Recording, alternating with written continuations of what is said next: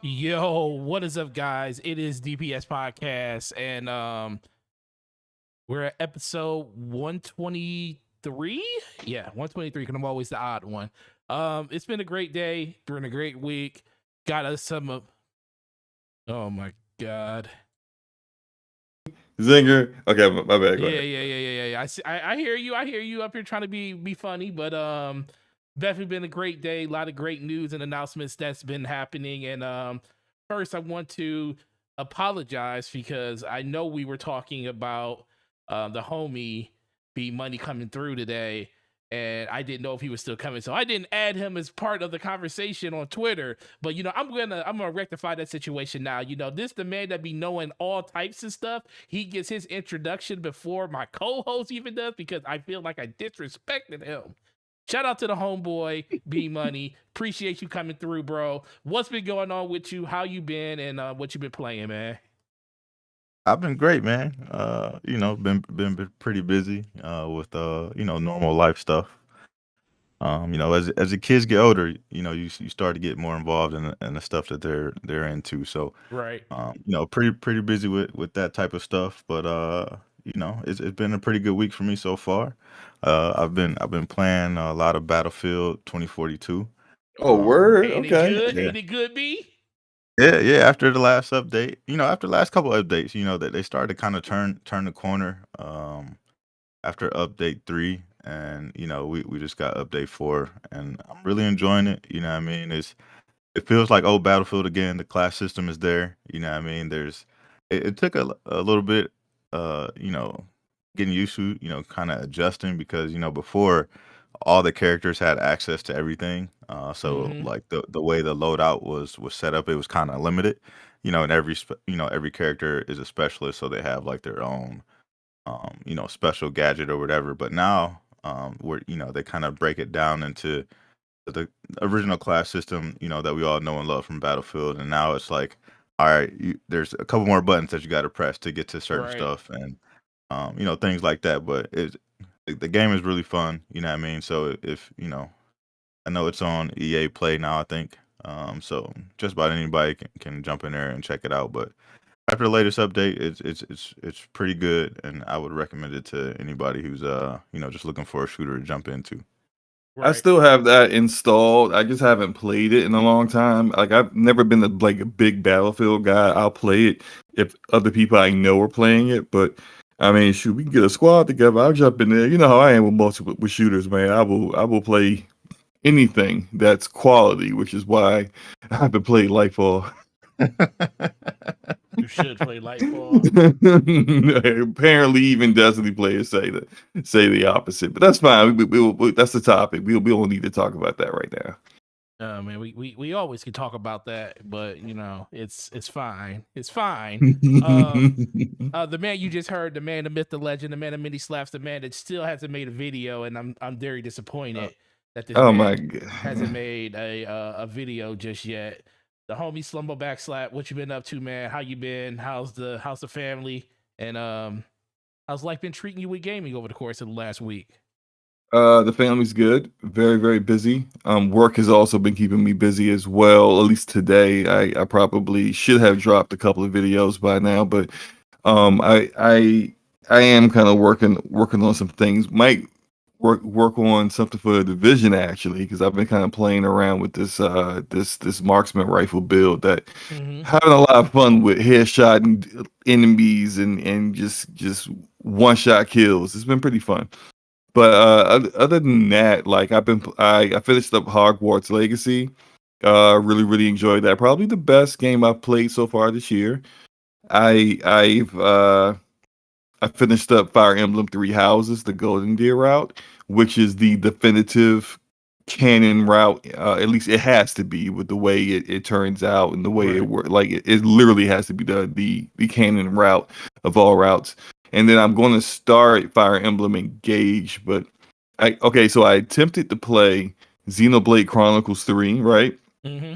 Heard all this glowing things about it. I said, all right, let me load it up and see what's good with it.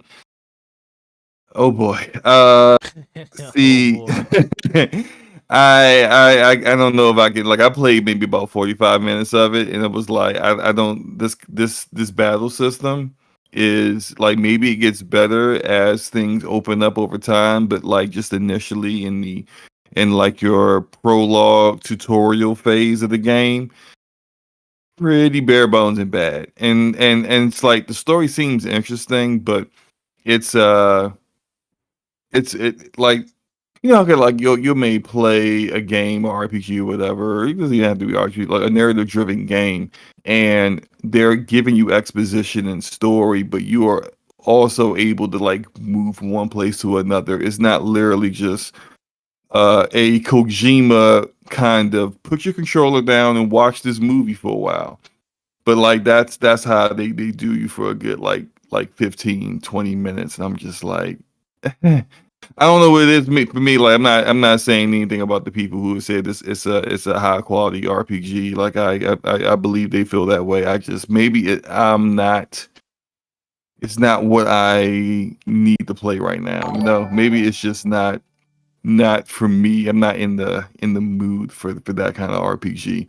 I probably should have just jumped into Engage right off of Three Houses, honestly. But I mean, I've been doing, man. I've been playing my games. Road Company. I'm about to uninstall Road Company. I know we talked about that for a minute yesterday. Yo, it got You're gonna worse uninstall? today, bro. They got a new director running the game, and he's basically rolling everything back to like basically the beta days. So like Oh everything no. that they've Oh, done man. over the past year, he's just stripping it out. The speed and toughness is gone. They've nerfed some of the best rogues, and then he's not done. They've done like weapon balancing on every class of weapon. All the weapons are worse, and then it's buggy. Like it's literally has never been this buggy. And I was doing a match today, and I literally just turned the game off after this happened. The whole entire match, I kept like I'm running around the map, and then it would like freeze, and then I'd be in a completely different area of the map, and I'm like, the game can't even keep track of where I am, right? Then I'm rolling up on the enemy. I got the drop on three of them. I killed one. I'm about to kill the other two. Next thing I know, we're all running in place, or they're all running in place. And I'm like, nah, come on, man. Then the game crashes, and I just said, you know what? Mm-hmm.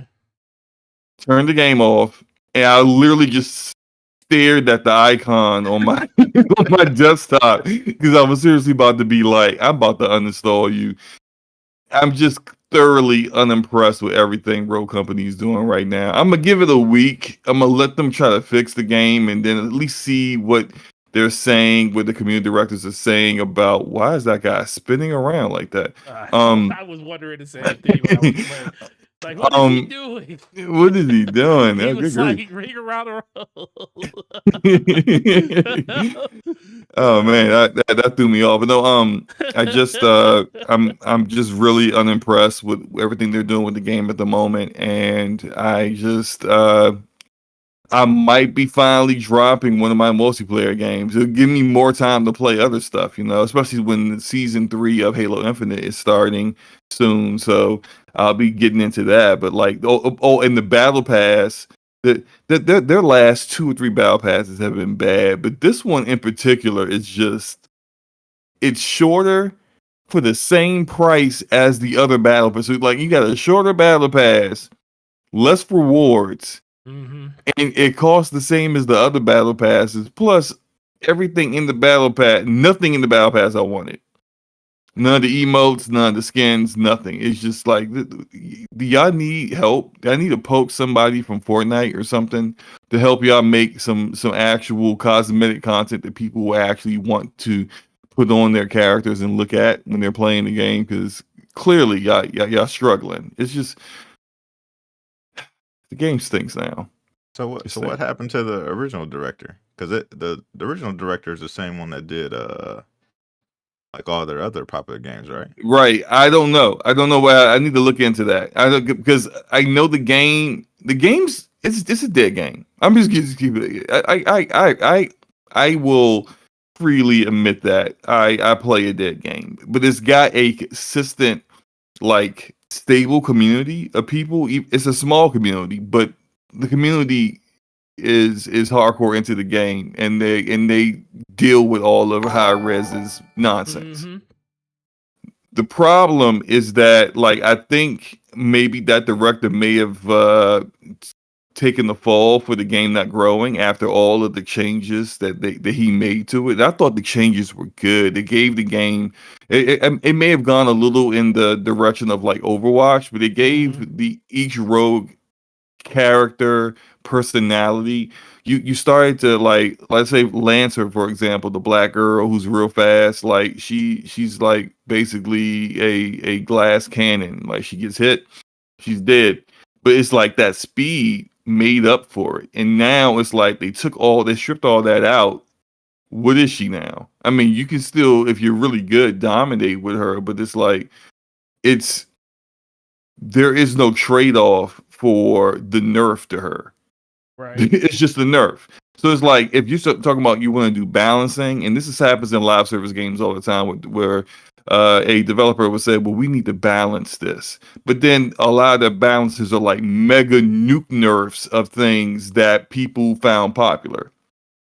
That's not balancing. That's just like you gotta find a way to make that character still viable. And they nerfed multitude of other characters and almost no buffs to anybody. It's like I'm always and I've always been in this camp. It doesn't matter if it's a looter shooter or whatever. But if it's a live service game and you're going to nerf something, or you call it balancing, you need to be buffing other things.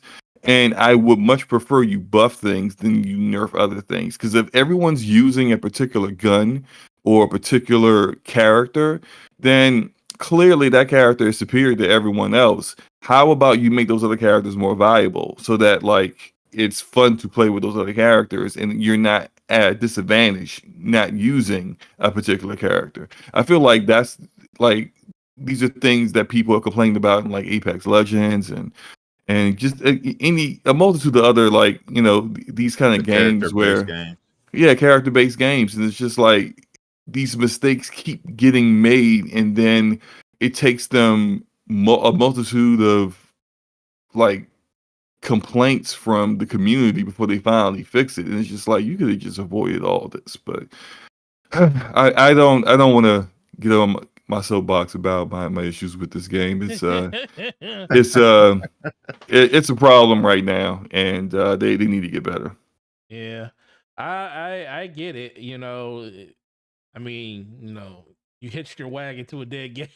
I like how you said it's a dead game. I got nothing. Look, you gotta be honest with. Look, the game's dead. Look, you look at the community size. Like I see the same people. Mm-hmm.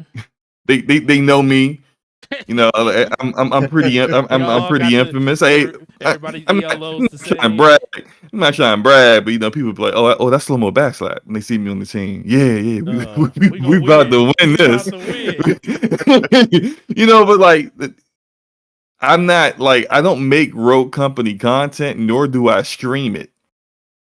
They just know me because the community is so small that like everyone sees everybody, and you notice the people who are always at the top of the leaderboard. Like I see, I look at the other team and I'm like, oh, those two guys are over there. Yeah, this is going to be a problem. Like it's just you just know how these things work, and it's just it's unfortunate.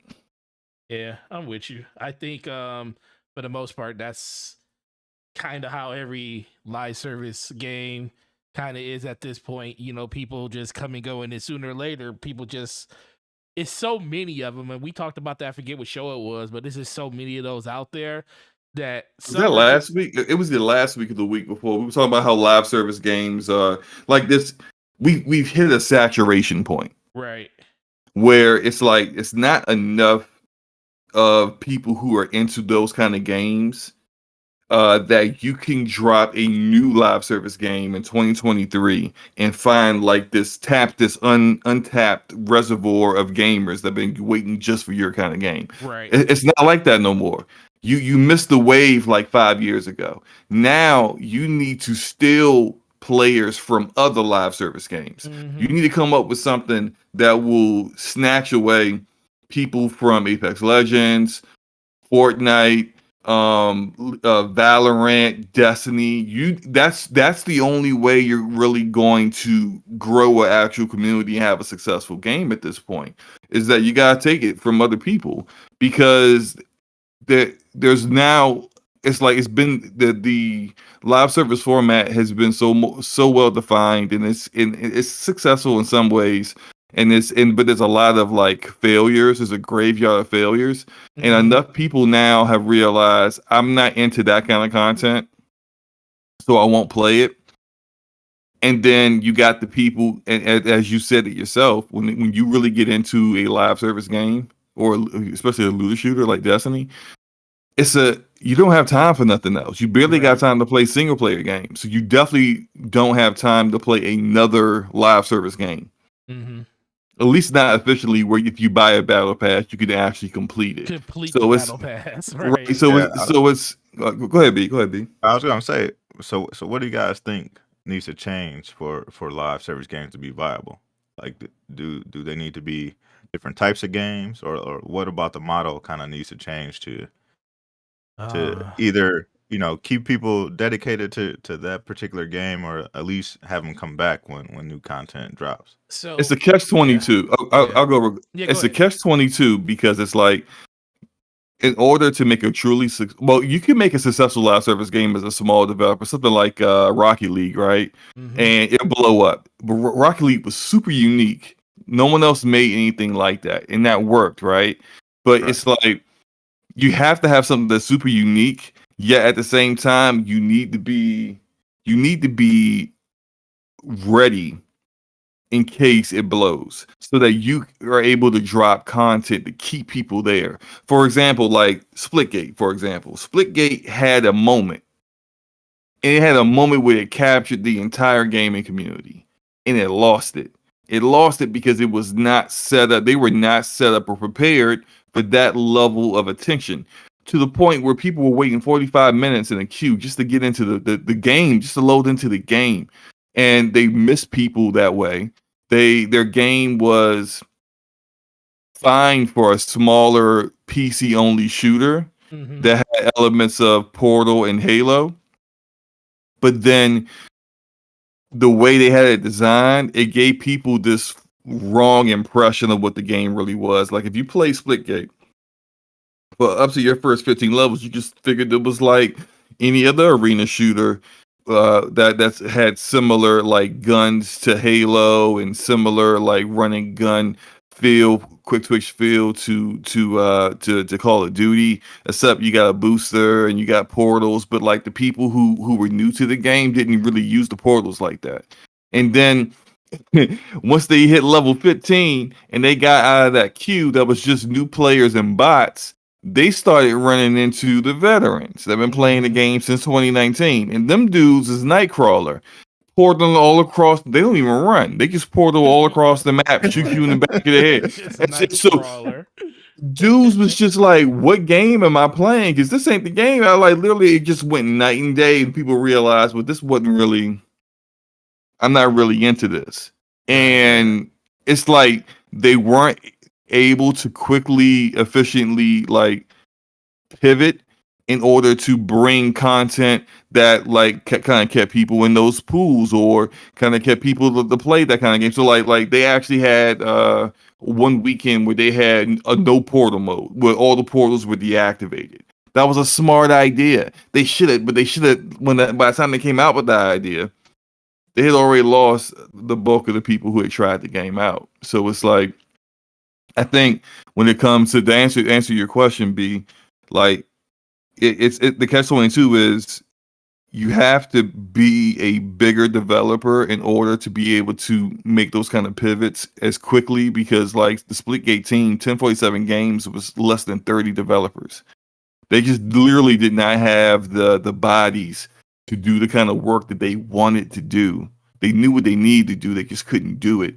You gotta be a bigger developer, but bigger developers, bigger publishers don't want to spend money on something like Splitgate Right. or Right. Rocket League. Rocket League blew up. I Is it Harmonix? Is that the developer? I think. Rocket League was an indie game and it blew up. But like indie games usually are really unique, innovative experiences that a big time publisher will never greenlight until they see it work for somebody else. Mm-hmm. Then they'll greenlight a big budget version of that. But they gotta see it work first, and it's like you're not gonna see it work first.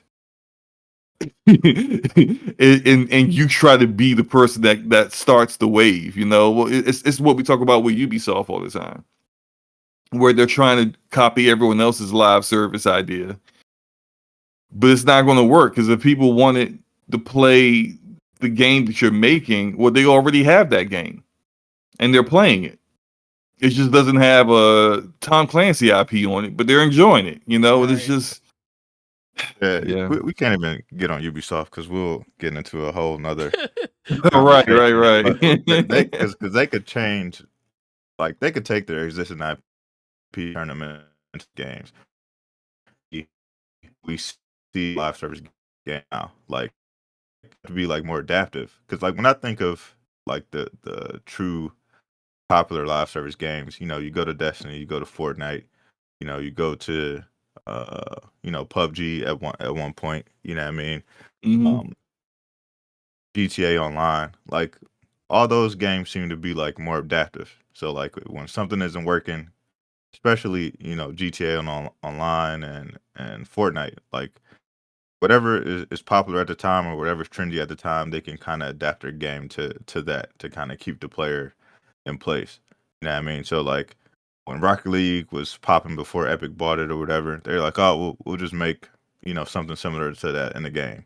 Or when Right. Among Us was popular, they just made something similar to in the game or whatever. So like, I think if as long as you are able to be flexible and kind of keep people in engaged into your content, Mm-hmm. that's kind of like what makes you successful. But then when you have games like Destiny where it's like they'll have one major release update for the year and then kind of sprinkle stuff throughout the year with their seasonal content. Mm-hmm. And they have some success with that. It's not as big as it probably could be or should be, but it's still one of the staples as far as like when you think of a live service game.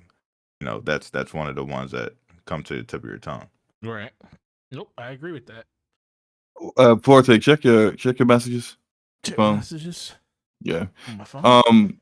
Yeah. B, I agree, man. I kind of feel like I do wish that publishers would take more risk, but we know how it is. Like they have investors that they have to worry about. It's hard to tell an investor, yeah, this is a completely brand new idea. No one else has done it yet. We might, it might work, it might not. If it works, it's boom or bust. If it works, it's going to be raining money. Mm-hmm. But we might be spending $150 million on nothing. Like that's investors don't like to hear stuff like that. So it's like it's like it's understandable that they lean towards being more cautious. It's understandable that they'll choose to wait until they see something that actually works before deciding, hey man, okay, let's go. Let's make something like that. But maybe our twist on it, which like I think if it's gonna work, like you can take someone else's idea or a genre that someone else seems to have like a budding genre, but differentiated enough where it is clearly a different feel to the gameplay and game design than what that game that you have taken inspiration from is.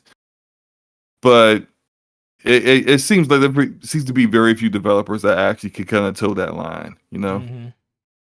Yeah, I agree. Shout out to Dragonheart Yobi with the 4 months of being a supporter. Really appreciate you and the rest of the 10%ers.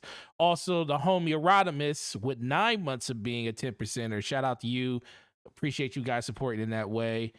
But yeah, definitely really good way to start the podcast, just talking about the stuff we played and how it could evolve into just talking about pretty much anything, because that's kind of where gaming should be, just talking about games and stuff. So with that being said, let's go over to the first topic, and good old Destiny Lightfall impressions. I know Slow-Mo ain't touched it with a 10-foot pole. All he been doing is scouring the internet looking for hate on it, and he might have I don't have to scour. he might have found I don't have to look far. he gotta Okay, look far. I just scroll down my timeline, and all I see is hate on this dreaded, terrible expansion. So, Oh man. So all right. So let's just talk about it.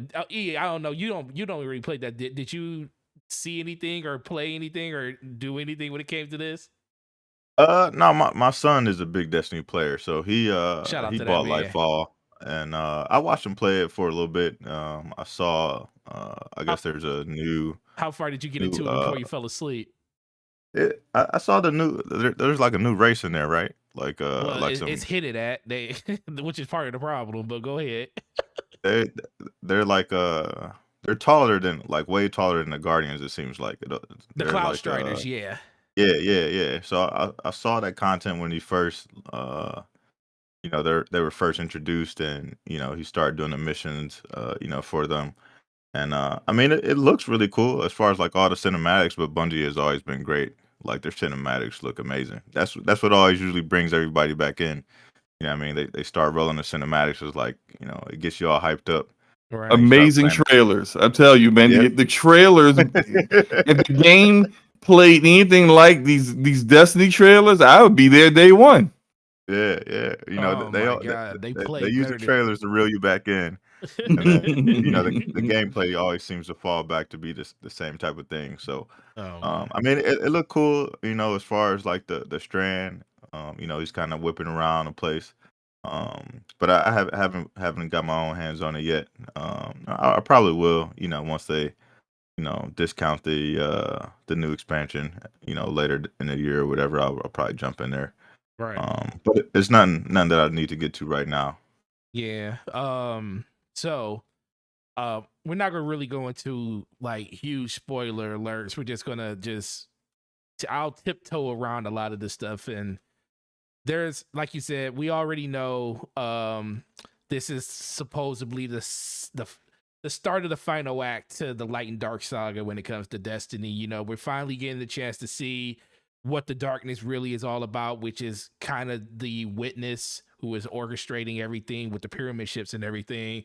The Traveler's in trouble. Forte, Yeah, go ahead. before you go any further. So Yeah, like, go ahead. I haven't been keeping up with this. Mhm. Like, is Bungie still like on the 10-year plan, or like Man, are this is they the end of the 10-year plan. okay? So this is like the wrap up. So after Yes. this is like we're moving on to Yes. something else. Okay. Well, if they're moving on to something else, who knows? We know they have another game, codename Matter, that's in the work and everything, and we know that Destiny's going to persist after the Light and Dark saga. We just don't know what it's going to be after Final Shape, which is supposedly February of next year. Okay. So this is supposed to be the Infinity War version of what's going on with Destiny. Then next year is supposed to be the conclusion to it. And man, I hate to say it, man. As soon as Sony got their paws on it, the game went to crap. No, I'm just talking, Joe. Don't let me say that. But in general, I do think that the game is really good. I think it's fun. I just think it missed golden opportunities when it came to the single player this time around. I feel like it is a lot of it opened more doors than it closed. And we're talking about, we're supposed to be coming up to the very end of what this saga is about. At this point, we should be answering nothing but questions, and all we got was more questions. And that's something I don't get, but I do. I keep hearing a lot of people talk about the seasonal structure, like, oh, they can address a lot of this stuff throughout the season when it comes to, the 3 expansions or 3 seasonal models that's coming out over the course of the year. And I'm like, we didn't need a seasonal structure or even the raid to tell us how good Witch Queen was. We didn't need that when it came to Destiny 1, when it came to Rise of Iron, when it came to King's Fall, because those single players stood out on their own. You know, when the campaign was over, you just had more to look forward to. You didn't have, I mean, there were still questions, but a lot of the stuff inside of those instances were kind of tied up. In this, we just have more questions. Like, we're introducing characters that kind of feel like they were throwaway characters, and it was set up to be that way in the beginning. You know, the Oh, cloud. so characters that only they're plot devices. Yeah, basically. literally, that's it. Just to move the plot. It's like, I like the analogy. I was listening to Astercross talk about it, and I love his analogy of, you know, the movie Shrek, when you have when Farquhar is sitting there at the and they got the sign saying you're supposed to applaud and everything. It seems like they were sitting signs in front of people saying, do this, feel this way, think about this, instead of you actually experiencing the game in a native way and letting those emotions kind of happen naturally. It seems like a lot of people just don't like the direction that they went with this, because it's ultimately supposed to be leading up to what is considered the end of this saga of what Destiny is. And they were on such a really good tear with all of the favorites from the community when it comes to the storytelling and everything. And remember, this is kind of where Destiny fell apart for a lot of people in Destiny 1. They had expectations of what the story was going to be about. And even though the story was kind of there, it wasn't there in game form, because you had to go outside the game to the Grimoire cards to read about it. And that's not conducive to what a game is supposed to be. We're supposed to have a beginning, end, and kind of a resolution to each plot point inside the game. So that's kind of where I sit with it. It's just like, I'm disappointed that this is something that should have been a little bit more clarified on in the direction that they're going with. Now, I don't think it's the worst DLC, but I think this is probably the worst single player of a DLC they had since Destiny 2 has been out, which is wow, worse than worse than what were those two DLCs they dropped right after the base game? What were they called? Well, those weren't DLCs. Those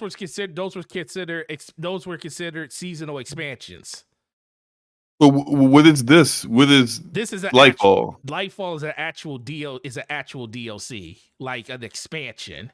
Like, you just said those were. You're talking about like House of Wolves and stuff. Those are like seasonals. Yes, those are seasonals. So, like, if you think about what Destiny was, when Destiny 2 came out, Destiny was the game.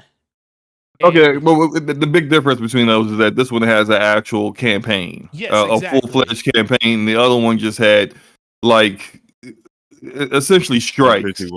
Busy work, tons of busy work and extra little content here and there. And okay, I got a little bit of story elements where this was built to have, the main, expansions are built to have, story. And I do, and that is true when you think about it. A lot of people will consider Warmind and stuff like that as expansions because they were under Activision back then, and you used to get 2 of those a year. So some people are probably going to still, but I never really considered those expansions. And if you do want to add those into it, it's not as bad as those, but it's really close. Those were horrendous. Yeah, but it's really close when it comes to like where the story should be. And I think a lot of people are just upset that the story needed to be something more grand and more to the point. And it just feels like we got more questions, and that's the thing that I think a lot of people are disappointed with. But what did you see just scouring the internet once I told you how I felt about it 2 days ago, Slomo? I saw a lot of people complaining about the strand abilities and not getting the opportunity. I guess they kind of felt like they got them too late. I see people complaining that they got the strand abilities too late in the campaign, or they got them and then they got taken away and then they got them back or something like that. Of course I haven't played, so I don't know for certain, but people kind of felt like they wanted to use those abilities more than what they were. I saw some people complaining about the grapple hook and not really liking how it was implemented. Yeah, it takes a grenade charge, so you don't have a grenade when you have the grapple, because they basically consider your character to be the grenade, because when you grapple, you can grapple onto enemies, and when you get pulled towards them, you can do like a super lunge melee attack, and it does AoE damage, which is kind of what the grenade does. But Hmm. some people just prefer to have a grenade, and I don't disagree with them. So like the stranded abilities, it's kind of like switching to void or arc or whatever. Like you literally have to switch to it, right? Well, not there, and that's the thing that people were kind of upset with in the campaign, because there's certain points of the DLC where it's a requirement. It's basically teaching you how Strand works. You don't acquire Strand until after the campaign is over. But Oh. so people, Mm. it's like kind of giving you this tutorial on little pieces of the game, where it's like part of, sometimes you'll get half of the level with Strand, and then some parts is just you're fighting in this one arena where there's a Strand rift, and you pick it up and it gives you Strand abilities temporarily, and then once it's over, you get exhausted, your character falls to the ground, and you lose the power, and you're vulnerable at that time. But the biggest thing is it's kind of a it's like on their end, I think it's a misjudgment on how it's implemented, because you have really fast cooldowns when you have Strand inside the single player. But as soon as Mhm. you beat the single player and you unlock Strand, those cooldowns are the same cooldowns that you had on everything else, where your grenade could take a minute to cool down. So it gave people a false perception of what it was supposed to be like, and then you complete the campaign, and it's just And like then everything it's else. just like everything else, and that wouldn't be a problem. But when when you got people losing like grenades and stuff, and your cooldown on your grappling hook is taking 2 minutes, that's kind of breaking the immersion of what everybody was expecting from the game, when basically what you showed them over the course of the whole game. So it's just a lot of little things that just could have been done way better. Hey, real quick, B, do you hear any kind of like feedback when Forte speaks? No, I don't hear anything. All right, it's just me then. Never mind. No, it's Slumber with a new I'll just headset. deal with it. Well, I'm using this isn't even my headset. I'm using I know. Yeah, I get some it. wireless headphones. So yeah, I'm doing this on my laptop while my No, you're good. PC is running the DPS stream on the other channel. So yeah, but no, Yeah. I look, it's it just seems like a lot of disappointment. I know some Destiny players is just like, I was going to come back, but I think I'm good. Well, I Like, I still think it's, see, this is the thing though. I wouldn't suggest a new player, somebody that's never played, to come in here, because I feel like this DLC doesn't do any justice to like the story in general. I mean, it does give you some really good plot points. You do get a chance to see what the witnesses' motivations are, his conversations and his back and forth with Callus, which is one of his disciples. I think you get to see really good storytelling aspects there.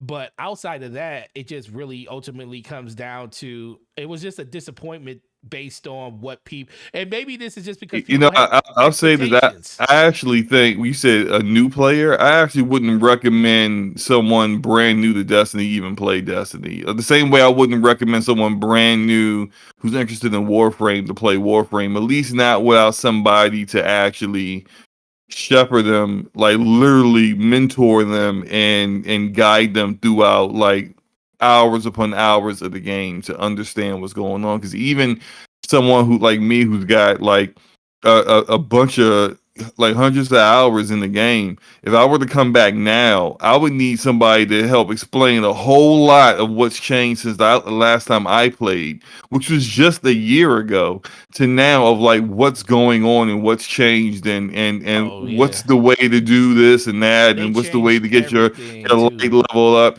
and that happens so often. It's like, but for a brand new player, like I don't even know where it begins since they keep vaulting content. Like, where does a brand new player start? Because I don't think you start Destiny 2 on the base game that we all played when Destiny 2 first came out.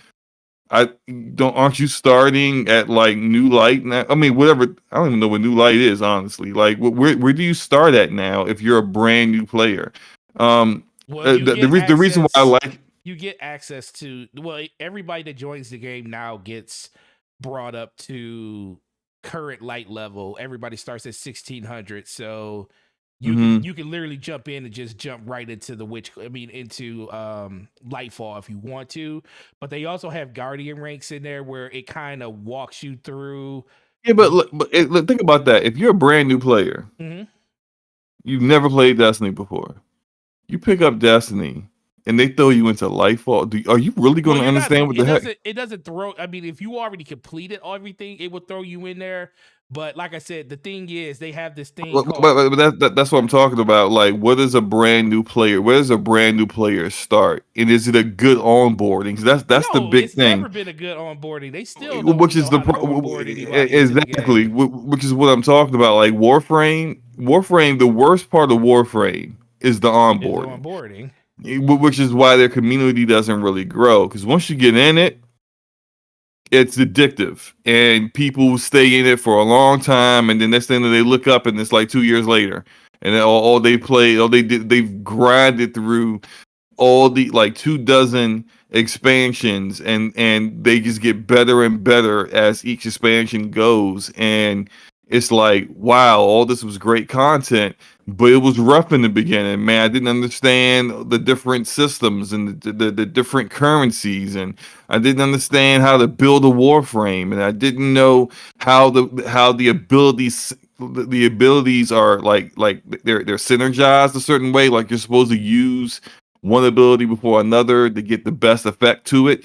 And it's like, if you it's a lot that people have to learn, and you just don't pick it up and play. It's not a pick it up and play thing. I think specifically when it comes to these kind of live service games, looter shooters, where some of them are really almost like, it's so much content and it's so deep that like the people in the community appreciate that, but it's like almost impossible for a new person to just come in and just play it without joining a clan, joining a group, getting, communicating with people, really being helped along. It's almost impossible. Or I know there are YouTubers out there who have beginners guides for Warframe, and those beginners guides are like evergreen content for them because the onboarding is so bad that there's always someone using those guides to help them through the first 15 hours of the game, Yeah. which is ridiculous that you would need help with for the first 15 hours of a game. That you need a guide to tell you where to go, what to do, because the game is so bad at doing that. And it's just like, you don't see that with Borderlands, you don't see that with some other looters, but a lot of them have this problem. Right. Nah. And that's the thing. And I do want to give say some stuff that people said in the chat. Gregor says once you make builds in the game and the cooldowns become a lot better, which is true. And that's the one thing I will say. They made a lot of great changes when it came to the systems. The one thing about Destiny is it's always going to be an amazing feeling game to play. Like the day-to-day combat and gameplay is just as good as it's always been, but it's always fell short and consistently getting people's buy-in when it comes to the narrative side. Like he also said, the narrative is poorly written like a Marvel movie, but the action and gameplay is great. And then Dark Side says they achieved the opposite of what Stasis was in the last expansion when it came to like Beyond Light and stuff. Like, I mean, you played Beyond Light, Slomo. Stasis, Yeah. you had that. Like, they gave you the full kit throughout the whole single player. You just It was a good campaign. yeah, you just didn't unlock the yeah. whole thing. But they did the complete opposite of this. They kind of said, "Oh, we're gonna give you a taste of it here and a taste of it there."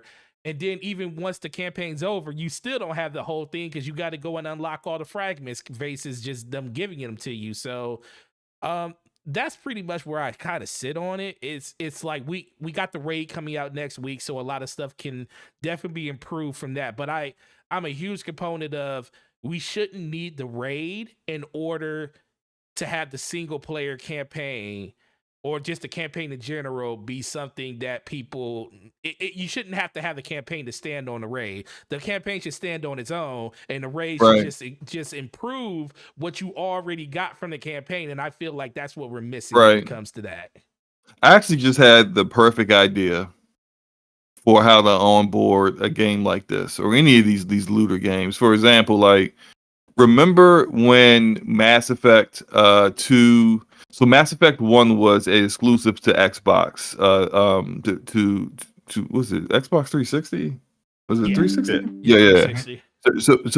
But when EA bought them, then Mass Effect 2 went to PlayStation as well. And what BioWare did, because Microsoft Xbox had the publishing for Mass Effect 1, and Peter Moore wasn't giving PlayStation that whatever, right? Right. So they BioWare made like this interactive graphic novel to get PlayStation players caught up on the story.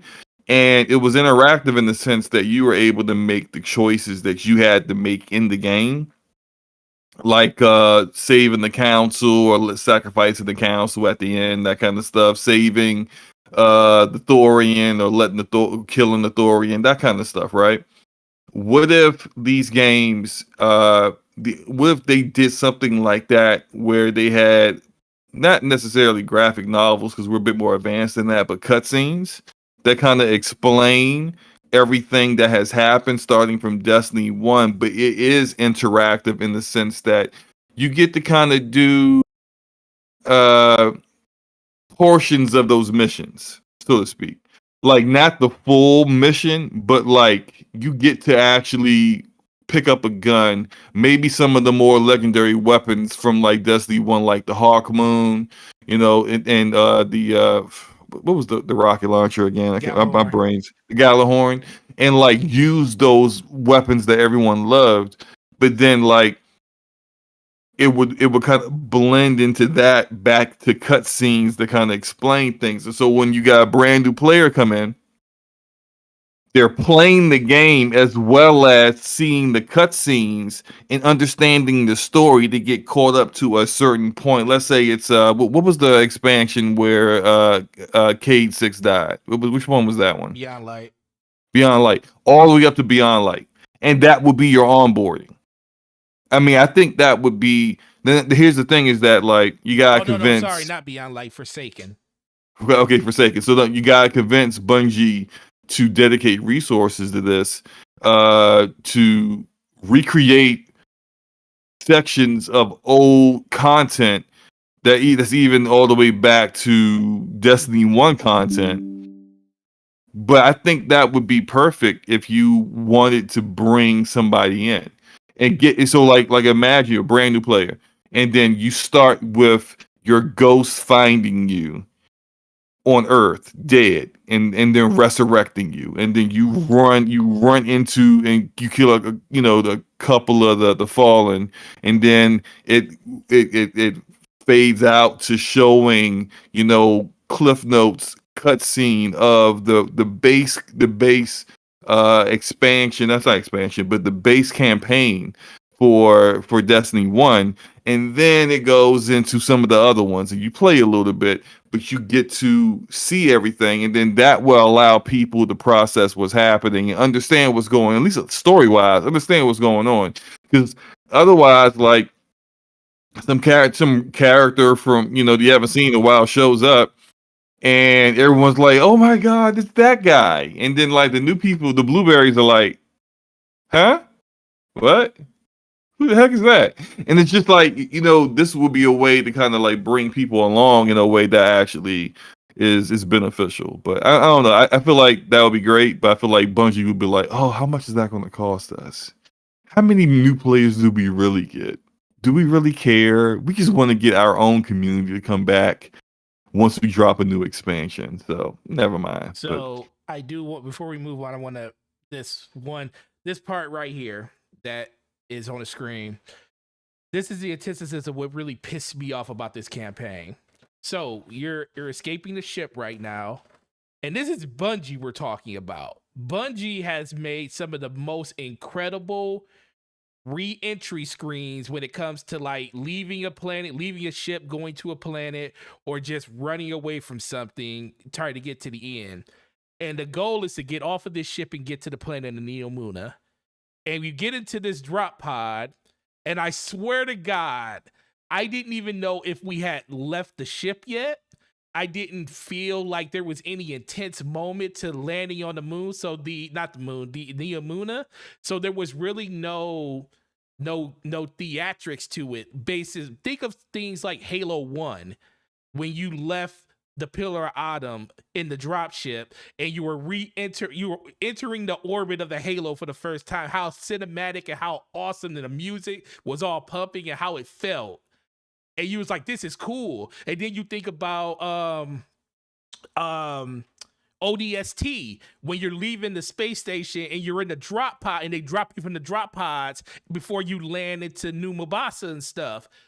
Those were like amazing moments, and then all of a sudden in Destiny, you don't see anything. You're in a drop pod where you can't see outside, so it's like all a mystery about what's going on, other than the fact that you know you're getting off the ship, and you land on Neomuna, which is supposed to be this neon lit city, but you don't experience it the way that Bungie has always given you a way of experiencing these type of ways of learning and going to a new place. And that you like, I'm just like right now you look on the screen, I'm there. Like I was on the ship, now I'm there. What happened to everything in between? So it's like, did the budget get cut all of a sudden? I mean, you know, $3.2 billion from Sony wasn't enough to make a cut scene that made man, don't tell me Bungie not giving. I mean, Sony not giving them no money.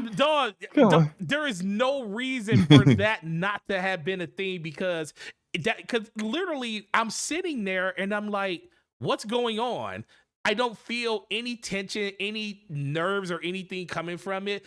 I don't know what's going on. And all of a sudden, the next thing I see is Neomuna. I'm like, this is super weird. But what were you about to say? You're about to say something. I don't know. I wasn't saying that. Oh, okay, cool. Well, that was enough Destiny. I don't want to you know, harp on it too much, because we got a lot of stuff. Destiny's going to be okay. Shout out to them for breaking their own record when it comes to most concurrent players on Steam at one given time. It used to be 300,000. They peaked at 482,000 since they've been on Steam in 2019. So that was a good thing to see. So people still love the game. People still play it. I just think that, you know, people are just a little upset based on what they think it should be about by now, but what it's not about. But moving on to the next topic, we're going to talk about the homie, Yoshi P. Yoshi P has some stuff to say, Slow-Mo. He did an interview. He got people in arms. He got people out here defending him too. You know, I don't know what's worse, what he said or the people that are defending this crap. I don't know what's worse. I can tell you what's worse. It's definitely the people that's defending them, because they can't put together a coherent argument. Right. Not all of them, but some of them. Oh my God, some of them got some revisionist history, some MCU, multiverse kind of like logic and history going on that I don't understand. But like, let's get into it, man. Yeah, let's get into it, man. So he did an interview, and in this interview, he basically talked about the person came out talking about. I mean, it was Skill Up. I was about to forget who it was. Skill Up. It was Skill Up, yeah. Yeah, Skill Up did an interview with him. So shout out to homeboy Skill Up for getting, you know, Yoshi P to do an interview with him. Skill Up come a long way. I know people kind of love or hate his content when it comes to his reviews. I kind of find him be kind of, you know, pretty fair when it comes to his criticisms, his critiques when it comes to stuff. But he did an interview with Yoshi P, and the word JRPG came up, Slow-Mo. And I swear that Yoshi P had a had a switch flipped in his head when this happened, because what consumed at the end of it, I didn't expect to ever see happen. So Slow-Mo, why would you tell us about exactly what's going on here with Yoshi P and what he said? Well, if I recall correctly, Skill Up was discussing the change in focus with Final Fantasy 16, which Yes. is he got a chance to play it, and he's interviewing Yoshi P, the director of it, and he's talking about how the combat wise, and it's been a bit of a debate within the Final Fantasy community. Those who are a lot more nostalgic wish it would go back to turn-based combat. There are others who are happy with the evolution of the games and their gameplay. And me personally, I fall on the side of like letting it evolve and being more action oriented. What I've seen from Final Fantasy 16 looks freaking amazing. I can't wait to play it. But he asked them about like that change in focus for the going more towards action. They have the one of the combat directors from DMC, Devil May Cry, is working with them. You can definitely see a lot of the influences in the combat right now with the, if you look at the previews, look at the gameplay, and what that means for JRPGs, and a lot of them kind of like shifting towards that. If you look at stuff like Tales of Arise, for example. And in answering that question, Yoshi P also decided to kind of like, how do I say this? Because it's his opinion, right? And he is welcome to his opinion, but as it seems with a lot of times when he says his opinion lately, there are things in it that are not historically accurate. So he said that the term JRPG was created at a time about 15 years ago, and when he heard it, it made him feel as if like we were. You know what? Let me go find the actual quote because I do not want to misquote him. But give me a moment. I'll have it I think up. I have But it right here. Yoshi P. well, I mean, anyway, he essentially what he was saying was it made them feel like this was a term created by Western games media that made it seems like their games were lesser than that. They're all just RPGs, so just call them RPGs. And so that's where the debate definitely kind of sparked off, because from that interview, then you started to see a lot of people say like online started to talk about a lot of their personal experiences with people speaking about JRPGs in a derogatory manner, and even some like you would say problematic comments from some people in games media as far back as like 2010, for example. And Here, I think I have it if you want. okay, go ahead. So this is what Yoshi had to say. He said, "For us as developers in Japan, the first time we heard it, it was like a discriminatory term. It's as though we were being made fun of for creating these games. So for some developers, the term JRPG can be something that will maybe trigger bad feelings because of what it was in the past." All of these, so yeah, that's all he had. That's what he said, because it would just trigger stuff they had in the past. So he's basically saying that JRPG, the term JRPG was something that they felt belittled them as developers, to basically say that their games were called Japanese role-playing games versus just calling them role-playing games. But go ahead, Soma. All right, so I will. The term JRPG can be sourced as far back as the 80s. It was not created 15 years ago. I remember hearing the term. Now I'll speak just to my personal experience of what I heard. I know other people have said they remember hearing the term when they played Dragon Quest in the 80s. I didn't really hear the term until late 90s or early 2000s, which is still before the 7th generation that Yoshi P is talking about, where he felt it was used in a derogatory sense. But like my very first RPG ever was Final Fantasy IV, which over here was Final Fantasy II. We didn't have the actual number that it really was. I mean, worldwide. Yeah. My next RPG after that was Final Fantasy VI, which over here was Final Fantasy III. And then I played my favorite RPG, which is still my favorite RPG, the actually favorite game of all time, Chrono Trigger. Now, all of this was on the Super Nintendo, and all of this was in the 90s.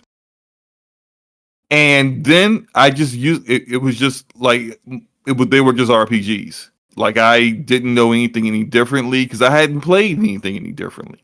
Now, it wasn't until Xbox came out and I played Morrowind that I started to see, oh, well, this is a different kind of RPG. And back then I was in college and I remember playing this with, and then discussing it with my friends. And then I played Knights of the Old Republic. Then I played Jade Empire. And it's just like, that's when I heard the distinction, the difference between what is a JRPG and what is a Western RPG or or some people call it CRPG for computer RPGs, because those BioWare, Bethesda, In Exile, all of those developers, their influences and how they made their RPGs came from RPGs that were originated on PC, not necessarily consoles. And so like that really kind of showed the design differences. Like a lot of the JRPGs back in that time period were turn-based. Right. Whereas the CRPGs or the Western RPGs were more queue system based, where you would queue up attacks and then you would go switch to a different character and queue up attacks, and then you would have like I would say put them on rails, but you would have behavior cues for them where you were like, hey, when it's time, when your health gets down to this level, you'll use a potion to heal yourself, that kind of thing. Like you would manage it that way, and it would be like basically the differences between them were about the game design. They're just subgenres. There was nothing negative about it. Like I still, like I said, Chrono Trigger is my favorite game of all time. Those games were freaking amazing, and I think in some of the comments that I've seen people make online, and some of the examples that they use, people are taking other people who have said disgusting things that could be taken racially about specifically this genre and making it more about the term and less about the dickhead that said it. Yep. And so if someone says, look, if I come out my mouth and say, and bear with me, anybody who plays a puzzle game got a baby dick. Now, I don't know you really got a baby dick. And I don't know how playing a puzzle game mean you got a baby dick. But it ain't saying nothing about puzzle games. Right. It's me talking about stupid stuff about other people. Like this, if someone says JRPGs are trash, that's just their opinion about a specific kind of game design. They're not saying that the Japanese are trash. At least if they did say that, they would be wrong. Because some of the best developers in the world come from Japan. Some of the best publishers in the world are Japanese publishers. So it's like there is no actual, at least it shouldn't be, from anybody that actually has a brain, any issue where someone's actually saying that like JRPG and using it in a term in a derogatory sense. So I understand Yoshi P feeling some kind of way when he first heard the term that had been around for decades, but that's not where the term originated. And he even acknowledged in his comments that it's used in a positive connotation now. So it's like I almost kind of wonder, why'd you bring this up? If you even acknowledge it's used in a positive connotation today about the games that are considered JRPGs, a subgenre of the RPG genre, what's the problem? Because literally the reason why we have titles and terms for genres is because if I say, hey, you got to check Forte, you got to check out Tales of Arise. It's an RPG. Yep. But you play the game and you like, I didn't know it was this kind of RPG. I don't like I like In Exile, strategy. I like strategy RPGs. I didn't know it was this kind of RPG. If I would have told you it was a JRPG and it was an action RPG or it was a more action oriented RPG, then you would have had an idea of what you're going to play. Like now, the RPGs are so different and they're so vast and diverse. You need to have subgenres to define them. All right, I'm done talking. I know I've been saying a lot. No, you're good. Shout out to the homeboy Erodimus with the $10 super chat. Yoshi P mad about JRPGs, also saying he wants his games to reach a broader audience, range of people, but can't have people of color because it breaks the realism. But the game got chocobos and dragons in it. Shout out to you, bro. Yeah, and that's the other thing. That's the other thing, right?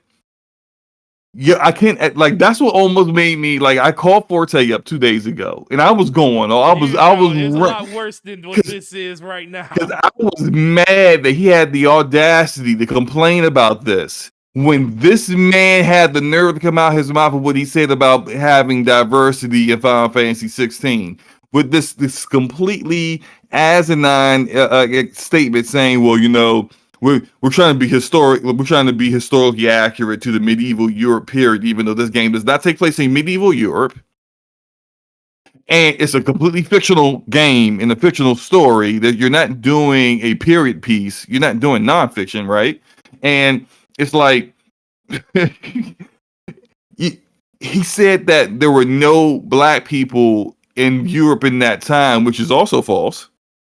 And if you look up history, absolutely there were black people there. So but then really I actually will quote exactly I think the only part of his huge statement that he actually felt what was a problem, the reason why they didn't do it. And if he just would have said this, I probably would have felt a lot better about it. He said, in a game that by design allows players to experience that conflict and struggle firsthand through dynamic, realistic battles, it can be challenging to assign distinctive ethnicities to either antagonists or protagonists without triggering audience preconceptions, inviting unwarranted speculation, and ultimately stoking flames of controversy. So basically what he said is they didn't want to create a black character that was an antagonist or a protagonist that somehow would get people saying, oh, this is tokenism. They just brought in a token black person for this role just cause, and they didn't want to deal with that, so they just punted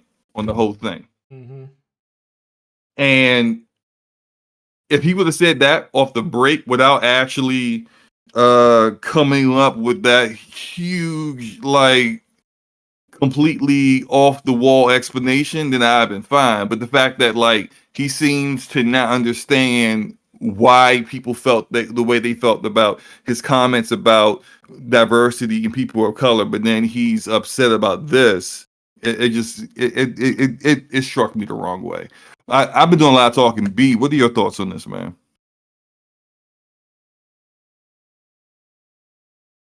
B? B, Oh, I think. Oh, he may have muted. Oh, Yeah. okay, all right. Well, we'll wait till we get B back. Forte, what are your thoughts on it? Listen, man, this was oh man. Same as you. I didn't hear about the real term JRPG until the mid 90s. Final Fantasy VII was my very first JRPG, and it's the one that got me going down that rabbit hole of enjoying and playing them all. But I never it never even came to my, it never even crossed my mind to think of it as as a a slight to Japanese developers and the games that they make. I always just, like you said, just thought it was just a way of, you know, separating these different types of games. And, you know, you could definitely see the stylistic differences between a JRPG and just a regular RPG or a Western RPG. And I think in general, it just ultimately comes down to he's it just I don't know. I don't know what made him like. Why are you saying that now? Like, why are we talking about this 15, 20 years after the fact? Like, this is something you could have, you know, talked about back in the 80s and the 90s when it was even more prevalent because, you know, this isn't a new term. It just happened to be a term that you jolly just finally, what, it just snapped in your mind and you was like, I have to discuss this. I have to like nip this in the butt. Like, it's a little too late for that now because Yeah. everybody kind of, you know, built that into their terminology of what kind of games are Western versus, you know, Eastern type games when it comes to this type of role playing game in general. I I just don't get it.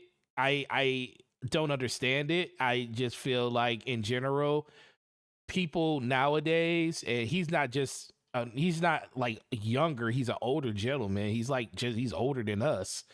But it just comes down to like I don't know where this overall feeling like everything has to be a slight. Like everything is a slight to. I understand that, you know, there are different things inside of demographic, like people, the ethnicities and stuff that they just don't like, you know, some things that we don't know about Asian people or about just people in general that may be a slight to them, and we don't know all of that. But this is something that's been talked about and spoken of for decades, and this is the first time that we're hearing about it. It's not like a one-off. So Uh, I don't get that. Hold on a second.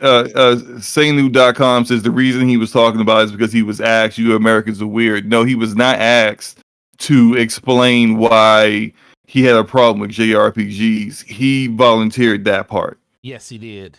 He was asked about what was the difference, why they started moving more towards action in JRPGs, and he kind of took offense to Skill Up using the term JRPG when he said it. So Kofi, so hold on, give me 1 second. B Kofi yeah, in the go ahead. chat. I'm trying to bring you in. Go, jump into the waiting room, Kofi, and then I'll drag you in. Go ahead, B. So is he offended because the JRPG term is put in the type of games that he makes, like in a certain box, or like was it something that was said that made the term derogatory? Like what is it that he's actually offended by? He believes that the term, based upon what I actually heard him say in that in the clip, was created 15 years ago, which is not true. It wasn't created 15 years ago. It predates that. But it was used, I guess, in he feels when it was used in a way to kind of put them in a box of like another kind of RPG that wasn't as good as other Right. RPGs. And so, And go ahead. I can kind of understand that, as far as like them being put in a box, and then that box kind of getting pushed to the side, as far as like, oh well, if someone tells you like this game is a JRPG, they're like, oh well, I don't like turn-based games, or I don't like, what I mean, whatever the type of game that it might be. So Mm-hmm. I can kind of understand that in that regard, because it's just like when you see a lot of black actors or actresses, and they're like, they don't want to be classified as a black actor or actress. They want to be classified as an actor or actress. They don't want to Mm-hmm. be just be kind of be put in that box as, I can only fill a black role, or I can only fill a certain type of role because I'm a black actor or actress. So I mean, in regards to that, I can kind of understand that. You know what I mean? Because like, if you feel like you're making great content, but it's being disregarded because it's a JRPG, and what I mean, people are less likely to, actually give your game a try because it is put in this box. Then I mean, I can kind of understand that. But I don't see it as being, disrespectful or derogatory or anything like that. But I can understand, kind of being put in that box. It does kind of label your content, and people are less likely to check it out. So you don't really have a chance to kind of grow a fan base. Yeah, I want to introduce Kofi. I think probably one of the biggest RPG fans that I know of in this community. Well versed and very knowledgeable on gaming in general, as well as especially Japanese RPGs. And I think he probably is the biggest Trails of Cold Steel fan I've ever seen. Yeah, Kofi, he's the whole reason I bought the series. see, hey, Oh, I look, did not man. know that. Awesome to hear. Yeah, man. Um, How's it going, Kofi? it's going great. Thank you so much for having me on the panel. I'm sorry, I don't think I've been. Maybe I was on DPS a long time ago before the pandemic. So thank you for having me on, Forte. No, Great you're hearing from always you. welcome, bro. Thank you, Absolutely. man. I appreciate it. Yeah, I definitely have a lot of thoughts on Yoshi P's comments and your takes. I wanted to back up for a quick moment about one of the more hot takes we saw on Twitter. I forget the name of his account, but his name is James. And he had tweeted that JRPGs were used as like you kind of elaborated on, as a derogatory term towards Japanese developers, and it was almost like it was weaponized against Right. Japanese developers. I have to be very honest. That same person I've been on live streams with to promote Trails a few years ago. So I do Mm-hmm. consider him a healthy acquaintance. He actually works for RPG Site Okay. and does editorials there, and he's done some great work. Mm-hmm. For more niche things like Fuga, games like that. So I can't I can't come on here and try to punch him in the face. But well, I'll say this: Yeah. No, I you're do good. think one of his takes is a hyperbole. I think he kind of put an extra oomph on it that took it too far. I don't think anybody ever straight up decided that, oh, we need to discriminate against Japanese developers by putting the J in front of the RPG acronym. But I think where I think I disagree with you guys. So really quick before I go to what I disagree with, I Mm-hmm. cannot defend Yoshi P's takes on his diversity ignorance. It's I, asinine. It's yeah, completely Yeah, yeah, it's I, ridiculous. Yeah. asinine, I, right? I am not going to defend that because when I saw that, I was just like, what is he even talking about? Um, and so I feel weird because I think kind of come from the energy of defending some of his comments here. Yeah. When I think of somebody like Yoshi and what he's contributed to Final Fantasy 14 and to other great games that we've seen, I look at him as more of a top tier producer, or at least on his A game right now. And I Mm-hmm. think Right. having that ability requires a mentality of I don't want to compare him to other sports figures, but I think of something like Tom Brady esque or Michael Jordan esque, where you anything that you see used against you, that's your fuel. Mm-hmm. That's why I'm going to make Mm. the best product ever and shut everybody up. And I need that type of motivation to be great. So I think he uses that, even though it's like a decade ago or over a decade ago, he's still riding on that energy. And I kind of respect that because I see, um, because I remember, so here's the thing: you guys had mentioned something that I didn't really even. It was in my blind spot. You said that the term JRPG was, before 2010, before seventh gen. It was, 1997, 98, Final Fantasy 7. Mm-hmm. Um, Back then, that was really when I was cutting my teeth. I was just diving into the games. Wild Arms 2, Legend of Dragoon, Vagrant Vagrant Story. Let's Vagrant go. Story, some great. Yeah. You mentioned Chrono Trigger. I didn't even play Chrono Trigger until I got the PS1 version. I didn't even play it on Oh SNES. wow. Um, so but I was so into just playing the games, I didn't understand the titles. But right when the internet kind of boomed and it was 2001 2002, I started to get online, um, starting to share my thoughts, and I just remember progressing from the PlayStation 2 gen to 3 and Mm-hmm. saying, "Hey, I find this game my favorite," and people will respond, "Oh, that's just a JRPG. We're talking about RPGs." And I just got this energy that somehow it was considered less than. And it shocked me because I had never been categorized in my opinion. I just said, hey, Wild Arms is the best RPG, and all of a sudden it was almost like it was on the outside of some sort of collection of games that would include only Fallout or Diablo. And then, a couple years later, we saw some of the comments. I think, Slow-Mo, you were mentioning, Mhm. the BioWare's developer mentioning that JRPGs are, too stagnant and linear. And a lot. See, here's the thing: some of those criticisms I feel are legitimate, but it brought on this That's why I wave of wanted to. energy. Yeah, I agree. I 1,000% agree with you. It was legitimate in talking about like a game design that needs to evolve. I think that that is now a valid criticism of Western RPGs Yeah, today, because yeah, Western RPGs have been stagnant for a long time. I mean, just keep it a buck. The majority of them suck. I think the only good Western RPG developers out here right now is Valerian I Studios and agree with you. Obsidian. So I look, agree.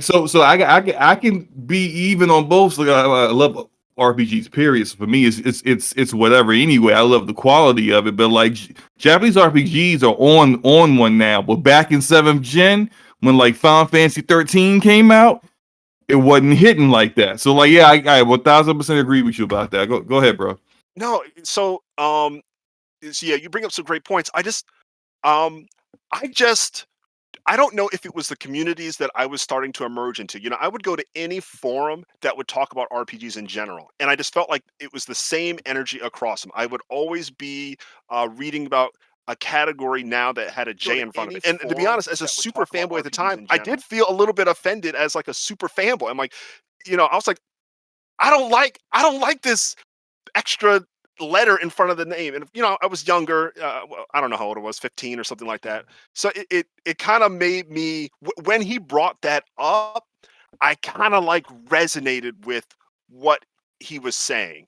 And the only reason why I'm gonna give him his 2 cents is because I think to do what he did for something like Final Fantasy 14, he has to be a special type of focused, Right. and his energy has to be on another level. Yeah, he Um, brought it back from, because it was definitely he it was was a game dead, that was failing, and right, he revived it. Like, he gets all the props in the world for that.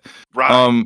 I do kind of feel like, and there's I got a couple of points to make. My first one is that like because I don't.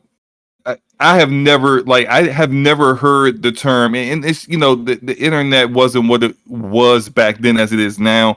So like I had never heard any that term ever, anyone ever using anything derogatory towards Japanese people in gaming until I actually kind of joined this community like in 2017. Mhm. That's when I started hearing Xbox guys who were just really just kind of just triggered because they couldn't get those games and they were on PlayStation and now coming to Xbox, speaking about them in a derogatory term, and I'm like, these are idiot fanboys. I don't really acknowledge anything they have to say. As far as I'm concerned, their opinions are less than nothing.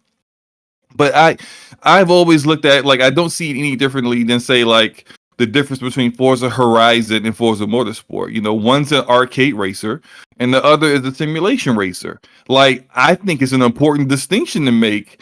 If you're just like, hey, look, just that new Forza's coming out. Yeah. If you just say it's a racer, then like I might actually play it. And then, like, me being the kind of person that I'm not playing simulation racer. Catch me spending 2 hours tuning a car, never. Right? So like, just let me jump in the car and drive around, hit some walls. I drive terribly in games. I freely admit it. Have some fun with it.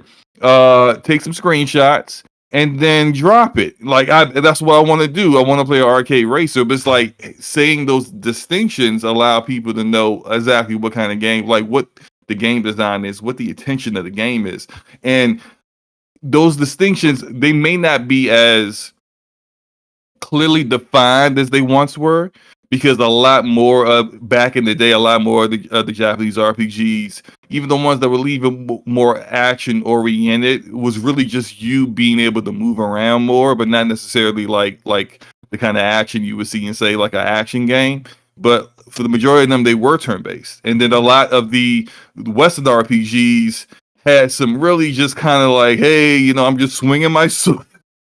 I'm just swinging my sword, and it's all those swinging as I'm queuing up attacks, and then going over to my mage, and telling my mage to drop a fireball over here. This kind of like it's you knew what kind of game you were getting into just by the term itself, right? And even in like Elden Ring out here, one game of the year, amazing game. Everybody's going to be talking about like how to design their game like Elden Ring for this entire generation, and that's an action RPG, but from a Japanese developer. But people don't even like They think don't about They don't that. even notice. that's a Yeah, Japanese they don't game. even notice. Right? They don't even notice. But the wild thing is that this is my last thing. You guys ever heard of Edge of Eternity? Yeah. Yeah. Edge of Eternity is a JRPG made by a little indie developer called Midgar Studio. Guess where they're from? France. So it's just like it's not even about the region. It's really about the kind of game that it is. And I mean, look, even the name of the studio, Midgar Studio. They're That's such a deep cut. yeah. It's they're Final Fantasy fans, clearly, right? So it's just like I get people being upset, especially like hardcore JRPG fans, even though I've seen some of them like I don't want to get on your boy Kofi, but your boy 26 years old talking about like history, video game. I'm like, bro, you was like you couldn't even wipe your own butt with all this. Some of these games came out, man. So it's just like I understand people being upset, but it's like there's a difference between, and I think you're kind of getting towards this, where people the hyperbole gets into play, the emotions get into play, and they go a little too far with their thought process. Yes, there's some people who have said some foul nonsense about a genre of games and the people who made those games, but that isn't like I've seen people on Twitter saying it should be considered a slur, and it's like, what? What are you talking about? Like, what's a slur? The N-word. Right. And that has a history where it began, it's derogatory and a slur and meant to demean, and it's always been that. By design, right. By design. I'm just like, I need some of y'all that look a certain way to stop trying to take things that other actual people who have dealt with and who have been discriminated against, and then make it about something so completely minuscule and absolutely not that important. Like, stop doing that. So that's all I gotta say. Yeah. One last thing I'll just throw in. I do think Yoshi P is totally right, especially maybe right around the time Persona 5 came out. The term JRPG now to me is, like you said, it's a subgenre, but it's a praised subgenre. Like when you say like, oh, I've got Tales of Arise, or oh, I'm playing Star Ocean, Divine Force. There's a specific type of appreciation that I think everybody now identifies with. It's not considered bad or worse in any way. And now I mean, before this all came out, I was using it interchangeably, right? I mean, people would get what I would tweet and they wouldn't like bring receipts or something. Oh, you use JRPG or something like that. So, yeah. Yeah, I think for me, like the biggest thing is, and I'm glad you came in on this topic because I value when you say something, and I didn't really think about like I've never heard anybody even speak of the term JRPG like when it came to like just ranking RPGs. If someone ever asked me what's the best RPG of all time, in my opinion, I don't look at it as a JRPG or RPG. It's just which one of any of those games are just the best. Like when like I say, Final Fantasy VII was my very first one, and I've never looked at it as anything other than just an RPG. I just say, okay, it's a JRPG because it was made in Japan. That's what most people kind of look at the J as it stands for. But hearing your instance of people saying, no, well, we're talking about regular RPGs. Now, if that's the case, I definitely don't agree with that because, we shouldn't be excluding, games that are part of a genre of games just because it's made differently from what you perceive the RPG to be. That's more of a problem with those people. And I do agree if that's the case that Yoshi P is talking about, I do agree with that stance. But it's just hard for me to believe that that's the sentiment across all of gaming media and just gaming in general. And perfect example, that's why I keep going back to this is something that's been used over decades, not something that was just last generation. We're talking about back in the 7th gen generation, going back to the 6th gen. And I understand internet was not as prevalent as it is now, but this is something that could have been spoken on and nipped in the butt over a decade ago. And it's just the fact that he decided to say it now is, I think a lot of people has issues with it. Just like, why say it now when this is something that could have been said years ago? And I think that's where people kind of sit with it. Yeah, I recall seeing a exchange between Gene Park, who is formerly of the Washington Post, writing for gaming for the Washington Post, and another person in gaming media who apparently has been around for a long time. And the other person, I can't remember his name, so forgive me. He was talking about how he was like, well, basically saying we're saying, well, it's just differentiating between two subgenres. And Gene Park, I mean, he pulled this receipt from way back. I mean, he went in the DeLorean and went back in time. He went back to a tweet this guy wrote in 2010 in regards to Vanquish that was developed by Platinum Games, Japanese developer, and he didn't like Vanquish, and he had some pretty fair criticisms about the game itself, but he ended his tweet with "It's very Japanese." And when Gene pulled that tweet up and was like, "So explain this then." The guy had to kind of look at like what the reason why I brought this exchange up, because I kind of felt like even though Gene gets points for a excellent use of receipts, I have to also kind of respect the other guy for acknowledging he was like, yeah, I worded that horribly, and like that may not have been how I meant it then. What he meant was, if you go back in 2010, he was seeing a lot of games that were coming from Japan that had a distinct game design.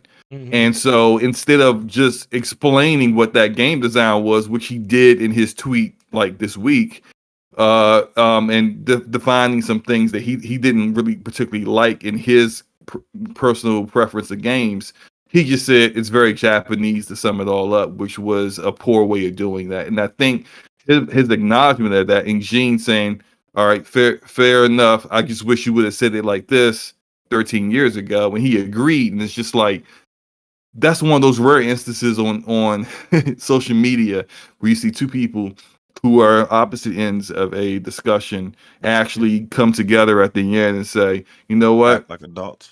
Yeah, act like adults and say, you know what, you're right. I was wrong. I was wrong. And, this is what I was wrong in saying it the way I said it. And definitely could be taken that way. And I acknowledge that I messed up. But this is how I really felt about the game. It wasn't because they're Platinum developers are Japanese developers. And it's like coming together and acknowledging that, and not just being like, well, F you. You're pulling up my old receipts. Let me go find your old receipts for something. It's just like, that was like one instance where I saw like good discussion, but otherwise the other stuff I've seen outside of like because me and Kofi kind of discussed this briefly on Twitter as well, and we had a good exchange back and forth, but it's like less than 1% of the people discussing this topic are discussing it like adults, unfortunately. Yeah. I agree.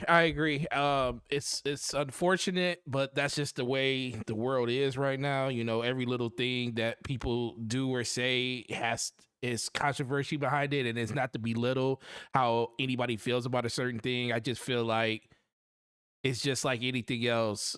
If you feel a certain way, don't let it linger, and don't let it be something that's gonna sustain. As long as it's sustained, and then say something about it, because at this point it's kind of ingrained in the culture of what people define certain genres of games as.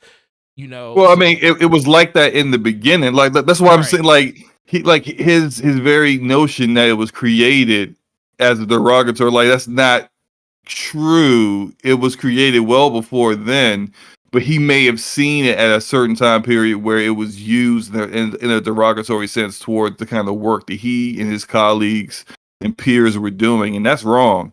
When what he's seen and the things that like people have said about it 15 about those kind of games 15 years ago, but that still doesn't like the history of a term and the word still doesn't get redefined because some dickheads decided to say something and use it in a wrong manner. Again, it's that's about the dickheads, not about the term. At least that's how I view it. Yeah, People I are mean free that's to true, disagree. but you also have to consider if that's all he saw, and True. maybe that's how you felt. You know what I mean? Right. I guess we're kind of winding down on this topic, but Yeah. Kofi, you're free to stay for the rest of the Absolutely. podcast if you like to stay with us and offer your opinion on everything. Thanks, brothers. Yeah, I'll stick around. Yeah. So Awesome. moving on to the next topic, let's talk about Luminous This Productions. was about to actually be crazy. Let's talk about Luminous Productions merging with Square Enix, and the post that they put on I believe it was on Twitter. I didn't see exactly where it came from, but I actually have it right here. It was actually a statement that came from Square Enix that was also tweeted out by Luminous Productions themselves too. Yeah, so oh dang, it just was there and then it left. There it is. So we got a statement from Luminous Production as an update from Luminous Production. You may have heard the news about Luminous Production is merging with Square Enix beginning on May 1st. Our talented team will join Square Enix to deliver new innovative gaming experiences to players across the globe. Between now and then, we will remain entirely focused on Forspoken. We are currently working on previously announced patch to address overall game performance. We will deliver an update soon, and the DLC and Tenta we trust is on track for release this summer. Thanks again for all the patience and support. When we established Luminous Production in 2018, our vision was to make AAA games that fuse technology and artistry to deliver completely new game experiences. Having the chance to do just that has been a dream come true. We appreciate you taking this journey with us and look forward to continuing to create new entertainment and experiences as part of the Square Enix family. So sincerely, the Luminous Production team. Slow-mo, go for it. Yes, sir. So look, I know there are people. This has been very contentious, I would say, over the past week, because there are people who are like who very much see this as Luminous Productions is about to get dissolved and then folded into the rest of the other creative business unit teams that make up Square Enix. And there are people who feel like there's nothing negative about this at all. It's just there's a medium strategy that's happening here. And what a medium strategy essentially is that there's a permanent solution for a short-term goal here. So it kind of like something that needs to happen for the next 3 to 5 years or so, which it seems like Square Enix is going to need some support help for their creative business unit teams. And that support help is going to be Luminous Productions. They spoke on making sure that the patch is out for Forspoken, which it needs on PS5 and PC, as well as an expansion or a DLC that's supposed to drop this summer. But I think that a lot of information is being like talked past people when it comes to this. No one can definitively say that Forspoken has been a success or a failure sales wise. Now, critically, yes, a failure. Look at its reviews. They're not good. People's opinions on the story, the dialogue, all that stuff is valid. I like the gameplay. I think the combat's awesome. And it's the reason why I will finish the game once that patch comes out eventually. But I'm a those who think that just because it charted on MPD and a couple of other like regional charts for 1 month, Mhm. I would think you probably need to pump the brakes on that, and here's why. Y'all remember back in May 2018? Y'all remember a particular game called State of Decay 2? Yeah, I definitely remember that. That game launched at number 2 on MPD. It did. Number 2 on MPD, yes. I remember Xbox. All the Xbox fans were like, "Woo!" I Yeah, remember. I don't even remember. they were cheering. Yes, cheering. look at that. I remember. Look what we got. That game ain't a financial success. That game dropped off. That almost like the game stepped off a cliff, and that cliff was the Grand Canyon Jesus Christ. because it dropped right and never showed up on MPD ever again. Just because you chart for 1 month doesn't mean that you're going to chart consistently. It also doesn't know what Square Enix's projections of what they felt would be a successful game is either. Look, we've seen this with Square Enix for a long time, where they have out of whack expectations of what they thought their game should be as sales, and we would see a game like a Tomb Raider game sell like 5 million copies in like in like a year or two, and they'd be like, oh, it was a massive failure. Just like, wait, what? Yeah. Like, so it's just like what they feel is a success. We don't know. We also don't know the actual sales either. So no one can say yay or nay on what it was a success or a failure. But to see their comments, and I'll go back to something that the CEO of Square Enix said back in, this had been about like 2019, whenever they formed Luminous Studio, because Luminous Productions, when they made Final Fantasy 15, they were Creative Business Unit 2, I believe.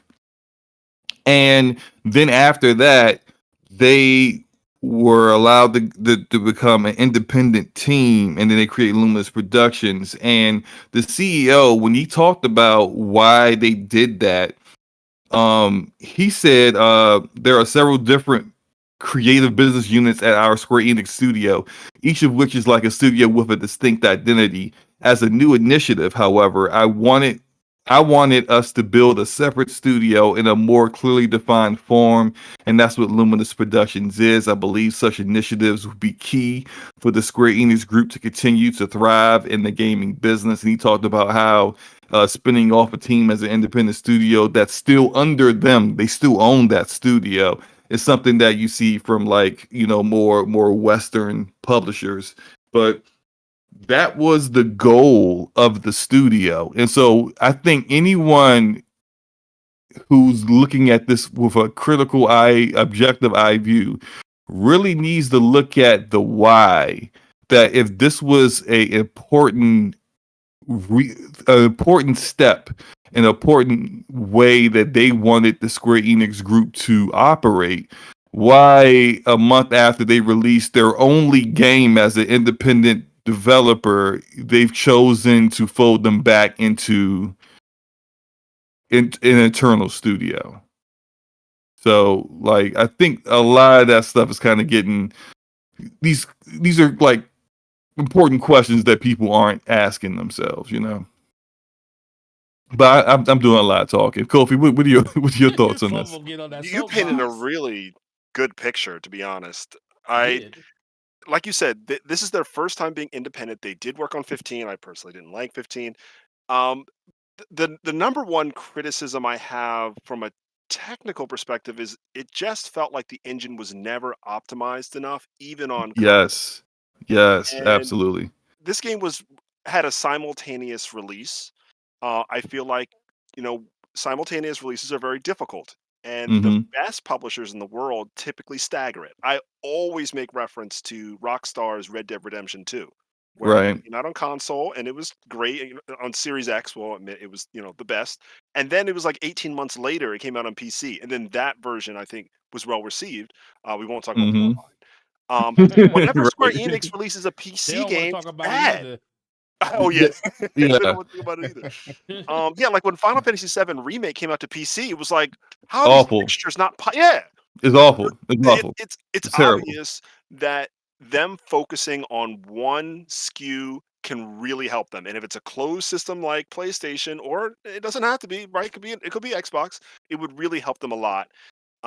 So I saw that at least when I played the demo. And I guess what next comes to mind is their expectations are always too high, and they have this great stable of studios making interesting games like Asano that just released Octopath Traveler 2. I literally have played like 7 minutes of that. Hmm. And I think that Luminous really could have been a studio that built on itself, could have really got on its feet this gen. So you're right. It's disappointing to think of it from that perspective. I don't know why. So like, here's something that kind of comes to mind. They recently announced that they want to focus on selling games in the West, right? Because it's no longer sustainable to focus on Japan. I think Hmm. Forspoken is in a theme and in its gameplay, a step in the right direction. So I think they should have doubled down on that if they want to appeal to what Western gamers like, right? That open world, I do what I want. Um, so that's a shame. Right. But I guess on the positive side, maybe even though they're kind of folded and probably won't exist, maybe whatever's next for those creative minds, it'll be great. Maybe. Maybe they'll help get these the remake trilogy out quicker. You Yeah. know, I would welcome that. Or maybe them being okay. Let's say they actually don't get dissolved, and they're still Luminous Productions, but more like say with ZeniMax Media, Bethesda's in-house teams, right? Yes. And let's say now that they're in house and not necessarily an independent studio that's still owned by Square Enix, they have access to more resources that may be able to help them avoid some of the pitfalls that they had with Forspoken as far as a narrative goes or performance, or really like if I remember discussing on DPS a few when it first came out, my impressions, and most of my impressions really kind of came down to, although I was enjoying the combat, like just really spending a lot of time talking about how poor the performance was. Like I just imagine how differently the game could have been received if the performance was actually a bit better. Yeah. Because I remember playing Cyberpunk at launch and I played through the game twice. When I played it at launch, I just wanted to get it over with. I was so pissed. It was broke. Every like literally the final mission, I almost couldn't finish it because this tank I needed to blow a door open kept flying up in the air every time a bullet would graze it, and then it would come down upside down, and I couldn't shoot the thing. And it was just like I was like, I can't deal with this no more. I wasn't having a good time. But after they fixed the game, and then the Edge Runner anime came out, and I was like, you know what? I kind of want to make a build that used all of the cool stuff in Edge Runners. And next thing I like had an awesome time with it last year. And it's like the fact that I didn't have to deal with a bug every 5 minutes, or jumping in a car and the car exploding for no reason, or I just walking down the street and there are vehicles flying at me like rain. Like none of that stuff happened while I was playing the game, and I got to just enjoy it. Like I think that sometimes and reviewers definitely are guilty of this no differently than you and I are. Like sometimes you can't enjoy a game if the performance is trash. You just can't. Like if every time you get into combat it feels like a slideshow, you're just like, what am I doing here? Man. B Money, what's your thoughts on this whole Luminous Productions thing? It just it makes me think of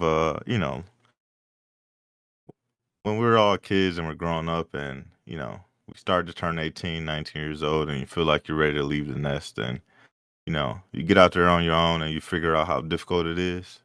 That's exactly the situation. They worked on one of the most storied franchises of Square Enix, which is Final Fantasy. Final Fantasy 15. It wasn't the greatest game, but it did sell pretty well. And then they, kind of got spun out to kind of do their own thing, and they weren't able to stand up on their legs. They weren't able to stand up on their own. The game didn't perform well. It wasn't received, critically very well. And like you guys said, it had poor performance. I think they had, all the right ideas. It just wasn't executed properly. Um, and then, there were so many people that were so-called tied to this game that were kind of notable, that people had, some sort of expectation of what the game would be, and it just didn't live up to those expectations. So, hopefully, now that they're kind of rolled back into Square Enix, they can kind of retool and learn a lot from all those lessons that they've kind of been taught, and kind of get back out there, because I think a lot of the smaller stuff that's coming out of Square Enix, like the Octopath Traveler, things like Mm-hmm. that. Those Yeah. that is that's quality content. You know what I Mhm. mean? And if they can kind of get to that level, I think they'd be fine. But I think they left out a little too soon. Yeah. I agree with that. It's good. The one thing I will say, Slomo, it's good to know that my decision not to purchase this game is still valid, because they still haven't fixed the issues that the game had day one when I played the demo. When I played listen, I will live on this scenario.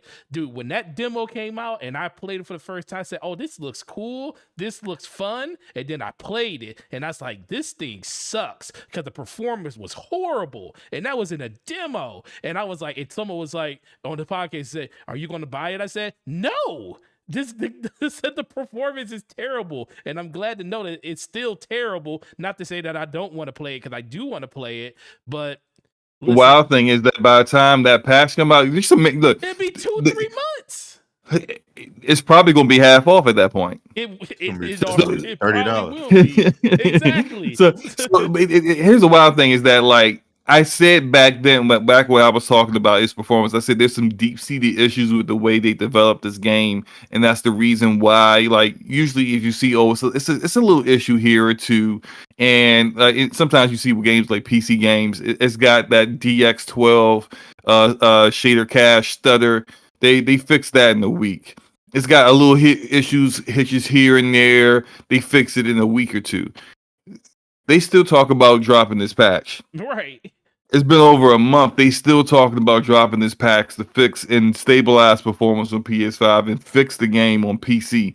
That's some deep issues that they got going on. I've seen people say something there's a memory leak going on there. I'm not 100% certain on that, but like some of the stuff that I noticed, and I had a frame rate counter. I had my more than a frame rate counter. I had my Riva tuner MSI Afterburner running as I was playing through the first 2-3 hours of the game, and I would see how it wasn't even using my GPU, and meanwhile performance was abysmal, and it's just like it didn't like I would have to like kind of play with certain things to kind of get like the performance to get stabilized, but even then there will be times where it will make no sense. I'll have like be completely surrounded by enemies, and I lowered it to 60 FPS just to kind of try to keep it as stable as possible. And I will fight a group of people 60 FPS no problem, even with like the flashy abilities and the particle effects flying. And then I would get into another firefight, and then it'll drop down to like 40, and it's like, why? What This game had changed? really high minimum requirements for RAM, right? Wasn't Yes. Okay. Yeah. High memory requirements for a lot of things. Yeah. It's very CPU bound, which is definitely not the way you want to develop your game. That's a problem Gotham Knights had too, where it was very CPU bound. I think it was our homie Agent Deli that said that Gotham Knights has been fixed. I plan on playing it this weekend on PC, so I'll see for myself. But that's not how you do not want CPUs.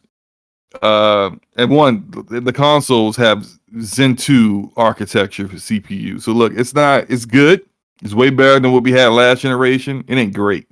And CPUs just in general, especially on PC, you're not trying to make like so much of your game CPU bound that the GPU is almost pointless. I remember Digital Foundry became the Gotham Knights doing a comparison of running Gotham Knights at max everything with a 4090 and like it was like a 2060 Super, and the difference was like 5 frames per second.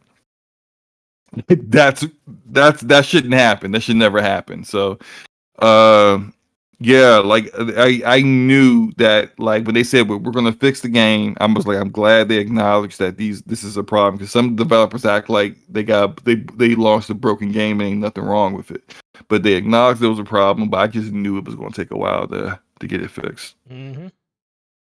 Yeah, Yeah. it's just only weird, but it is what it is. You know, Forspoken is a game that a lot of people were definitely anticipating. But by the time this, I like how they even put in their statement about the patch, and I was like, yeah, it's like, oh yeah, don't forget, we're still gonna patch this thing.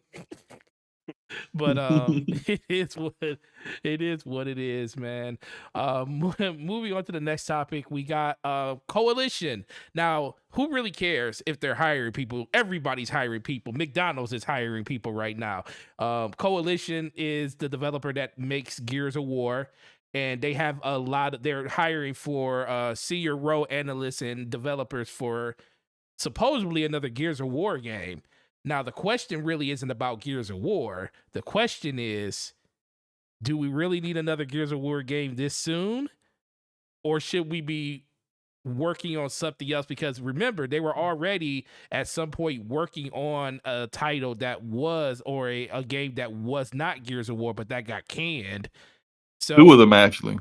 2 of them actually, yeah. So Yeah, there was 2 games they were working on that got canceled. So what is our thought process? Because we really don't, Gears of War 6, people are going to play it. It is what it is. But when it comes to just this studio in general, is this all that we want from them? Are we ready to see a Gears of War 6, or do we want to see something else from this developer before that even happens? I want to see a Gear 6 that is not just a typical Gears game. Okay. If that makes any sense. Like I thought that they took some steps. I think it's in Act 3 of Gears 5 where it becomes kind of open world. Yeah. But I think it was so like light in the open world elements of it. It was like not like why bother, but it was just like you could have really did something special with this, but this isn't really like not far enough in a direction of something new. Mm-hmm. I think for the majority of the gaming community, and yeah, I'm speaking for the majority of the gaming community now, but I think a lot of people are just kind of tired of the Gears format because it hasn't really evolved at all, really, since the first Gears game. And multiplayer wise, I think the multiplayer should be exactly what the Gears community wants. They want to just roadie run, bounce off walls, and blow each other up with one-shot shotguns. Let them do that. Exactly. That's all they want. Give them what they want. Stop trying to evolve that. Let them do them. That's what they want to play. Yeah. Give them their shotgun, roadie run, bounce off walls gameplay. But with the campaign goes, that's where you need to be innovative. Like put all your innovative juices there. Don't put your innovative juices in a multiplayer to end up turning off your multiplayer community. So that's my thoughts on it. Because that's exactly what they kind of did with Gears 5, and I think that's why, a large portion of the multiplayer, fan base kind of fell off of that game because they tried to make it something that we didn't really want. You know what I mean? Like if you've been playing Gears for as long as I have since the beginning, yeah, I mean, those shotgun wars is kind of what made Gears what it was. You know what I mean? That's what made it fun for a lot of people. You could get the torque bow and the sniper rifle every once in a while, but when you're in the trenches, it was everybody ran with shotguns, everybody's wall bouncing, everybody's roadie running. And that's what kind of kept the action going, and kept the trash talk going. You're playing on legendary maps. Playing on a mansion. Things like that. That's the stuff that we wanted from Gears, and I think they try to kind of do too much. And I definitely fell off of the multiplayer Gears 5. Super early. Way faster than I did before. Um, so it might not be the time right now for Gears 6. I would love to see the coalition actually do something different. I mean, we know before they changed their name and they were Black Tusk Studios that they were working on something different, and Hmm. they were just Yeah. recently working on two other games that were canceled. So I want to see what they can do outside of the Gears franchise. Just because we kind of let it need to let it breathe. Last Gears game came out in 2019. So 2019. yeah, Mhm. if they Highest took busters was another 2020. if they took another few years off, and brought it back 2025, 2026, something like that, like I wouldn't be mad at that, you know what I Right. mean? Or even later, you know what I mean? What if this is because like you seem to be far like I've never really like cared about the multiplayer, but you seem to be far like more into it than definitely I am. What if, and actually I kind of ask just for myself too, because I've played the campaign so many different times. I'm more of a Gears like story campaign guy than multiplayer guy. But what if like they made a new game that had a new game design, but it was still in the Gears universe? So it's like it's still something that is Gears related in the sense that it still takes place in that world, but it's not Gears. It's not called Gears of War. It's called something else. Hmm. And I'm not saying make it a Telltale game, but like a different kind of game to kind of let the coalition flex their creativity, and I, then we I could would, I, maybe have like parallel games, like a Gears game So and then that game. really yeah, quick, see, given that I wouldn't no, even go be ahead. mad if they did like almost similar to what they do with the campaign stuff, where it's maybe just like a co-op game where what I mean, you Mm-hmm. kind of play through a campaign, and it's not as corridor based as like most Gears games are, where it's kind of more open world, more fleshed out. Give us kind of more of that character development, because I think that's one thing that they really lacked. I mean, in these last two games is where those first three Gears games, you really cared about every one of those characters. Right, right. Even like the smaller characters, like Kim and as all the brothers, kind of start to Oh die man, the throughout the way Kim franchise. died, man, you saw it coming. You was just like, Yeah. what? What?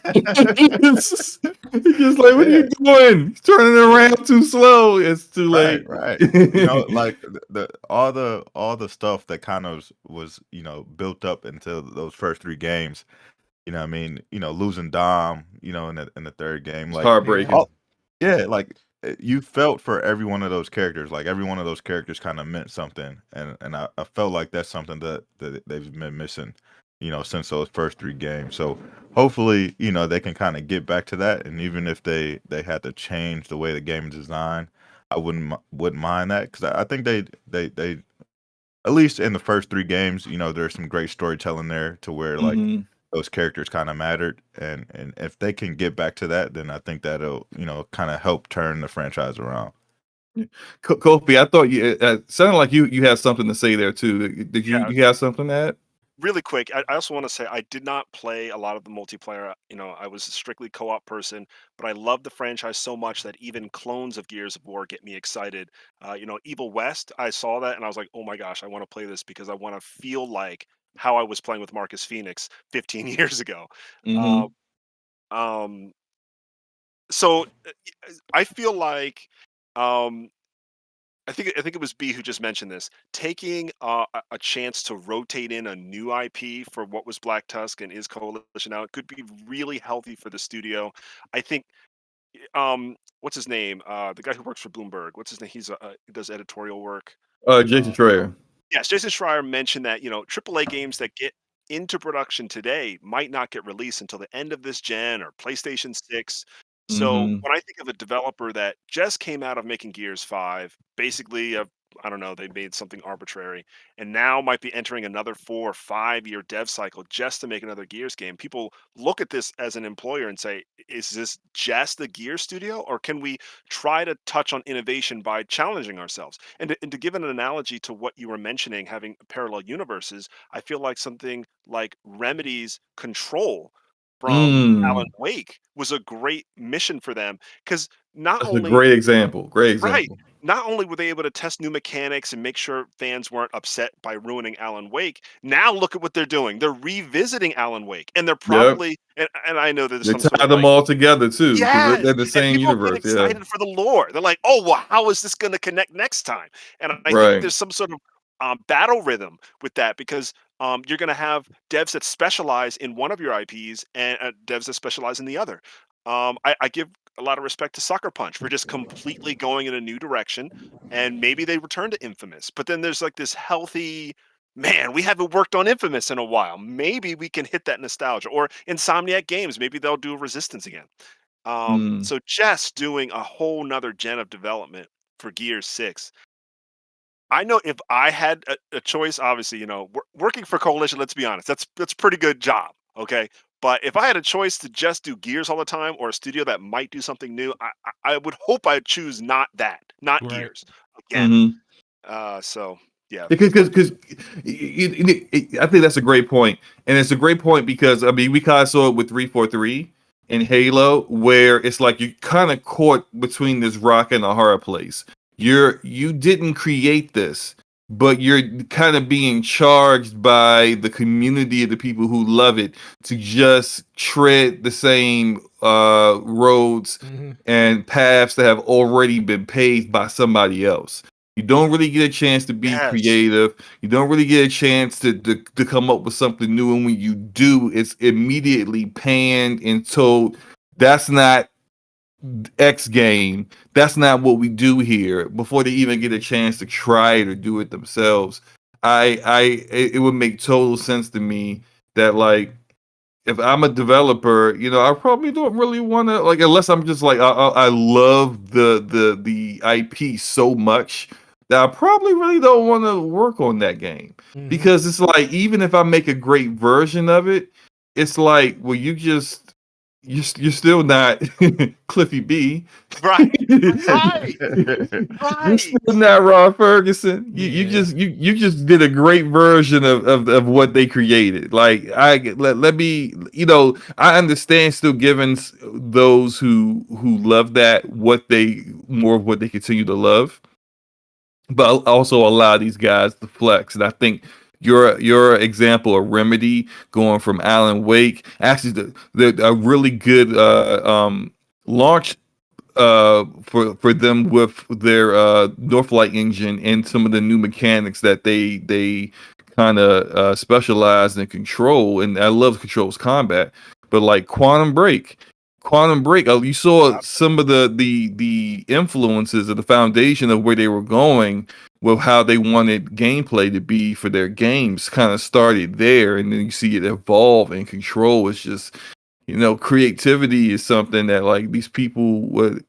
love to be able to do. And I think another example of why we see so many like developers and big like directors may have like what we would think is like the best job in the world. You're directing this game. Why would you leave? But the Right.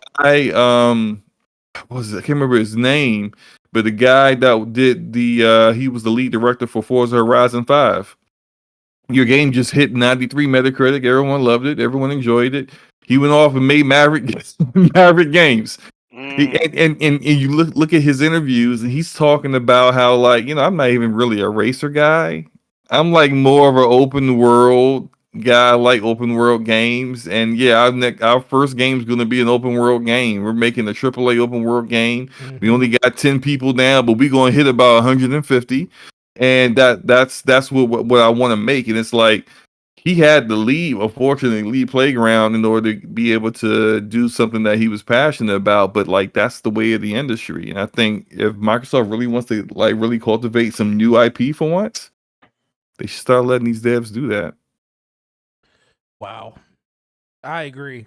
That's that's the biggest thing where it ultimately comes back to we need. I said this about Halo a long time ago. I was like, the longer we forget, the longer they stay away, the Halo is in the past, the better it can be in the future, because you got to give people a reason to miss something. And honestly, right now, nobody misses Gears. I mean, not in a significant way where it's like, oh my God, we need to get a Gears of War again because we ain't had one in like 10 years. You know, we're not at that state yet. And Right. I think it's just the fact that we're not even so far removed away from the whole Halo, Gears, and Forza, and they have well over 23 studios right now. And we haven't really hit that critical mass of where they're making so many other games where people just don't think of them as just those 3 games. Because you think about of the games that really released, that came out, that were full feature releases, Halo and Forza Motorsport Horizon 5 were the big ones. We haven't gotten Redfall yet. We haven't gotten Starfield yet. Those games will come at some point this year. And then that narrative will change a little bit. But it ultimately comes down to, like, we have to, if they would have released more games over the course of the last 2 to 3 years of AAA quality that people want, and not trying to say games like Hi-Fi Rush and stuff isn't that, because those are still games that people enjoyed and played, but they haven't brung out enough games to say, oh, we can put Gears of War on the back burner because of all of these other games, and people that love Gears of War will probably be like, oh man, I would really love to see a Gears of War 6, but you know what? I want them to take their time because I'm still enjoying all these other games they got coming out. I'm still enjoying all these other IPs that they're releasing. You know, I'm not in a hurry to get back to Gears of War because I want Gears of War I want them to do something epic with the next one. And right now, it just seems like we're in this holding pattern waiting for whatever these next studios are doing. So once I think the floodgates open and we start seeing a lot of these new IPs coming out from a lot of these studios over the course of the last 4 or 5 years that Microsoft purchased them, this will become less and less of a problem. But right now it just seems like, oh man, okay, yeah, you're hiring for Gears of War 6, but we really would like to see what those other IPs you were working on before, because, you know, good or bad, you know, we need to diversify this portfolio a little bit. And that's something that Xbox hasn't done a really good job with their homegrown studios as much. And, you know, like you said, Cliffy B and ain't walking through that door. So Right. Yeah, they probably could get Cliffy to walk through that the way, like Cliffy, could. Cliffy, they might. Yeah, the But do we price is really right. They want can get him Cliffy at back. this point, though? That's the thing. Right? Yeah, Do you yeah. I really want guess. He Halo would be going back to his baby though. Okay, yeah, but listen. Right. He might be pretty motivated. I mean, That's true. Yeah. that surely didn't help him with the last 2 things. Well, Yeah, I mean, the but last 2 things, he was doing what Ubisoft did. yeah, he's following the trends. He was following trends, and that was not what was needed. Yeah, Right. I mean, he literally like was it radical something with that? Well, literally, that was trying to salvage the company at that point. Yeah, but it was literally Fortnite with bikes. With bikes. Yeah, Right. it was Fortnite with bikes, and then Lawbreakers. Even though, like, Lawbreakers was fun. I played that a lot. I remember they had 2 people I playing heard a that lot of game people. at one point. Yeah. I heard it from a lot. I didn't play it, because when it came out, I was playing a lot of the different other stuff. But it was a hero shooter, Mm-hmm. and it unfortunately came out at a time where every hero shooter got bodied by Overwatch. Right. So it was just unfortunate timing. But if you weren't just doing what everyone else was doing, then, you know, no one else could have copied your innovative idea, you know. Right. I agree. Yeah. Yeah, with that, anybody else got anything to say before we go over to the last one? So, do you guys think the rumor of the Gears collection is true then? Okay. I kind of feel like it's not. I kind of feel like it's not true. I feel like it needs to be true. If they're going to do anything Gears of War, I would accept the collection. I would accept the collection because I feel like they did such a good job with Gears of War Ultimate, and Gears 2 and Gears 3 getting that refresh would be pretty great if they did. So I would accept that. I just don't feel like I want them to go into this deep development on Gear 6 on a brand new game when they haven't. I don't know, man. It's weird. But can you imagine the Gears trilogy in Unreal Engine 5 with the Lumen and the Yeah, that's Nanite? what I'm saying. So- Yeah, that's what I'm saying. I would Can you probably imagine be that? first in line for that. Yeah. Oh my god! Hey, look, Can you name your imagine price. that's what I'm saying. Think about that. The next true Gears game uses Unreal 5. Like, And it's the well, game that literally launched what Epic was doing with Unreal. Like on a massive scale when it came to like consoles and stuff. Yeah, Game I mean, would- they game did wouldn't be have all Unreal brown and Tournament gray before. anymore. You know what I Yeah. mean? All the lighting and tech that they could use with Unreal 5. Oh, Upgrading yeah. it, the game would look insane. It would And, look like, ridiculous. and really quick, like Resident Evil 4 remake and Dead Space remake, I feel like because they kind of changed some things and added more content, if they did that with the Gears remaster or a new engine, I would be like freaking out because I would, can just yeah. imagine the would campaign, too. Expanded in some way with surprises. That would be so Okay, cool. if they did that, then I wouldn't have a problem with a Gears. But anything outside of that would be. Yeah, and here's the great thing about that. Again, I don't think that's in development. I feel like they probably would have announced that already, but it would allow the coalition to get their feet wet with the new Unreal Engine even more Right. before doing the full-fledged Gears 6, which would like really have them kind of be a lot more comfortable with that, with the new changes to the engine. Kind of like sometimes like a developer may do a expansion or a side project to kind of work the kinks out on new game designs before they implement it into like the main event, their main IP.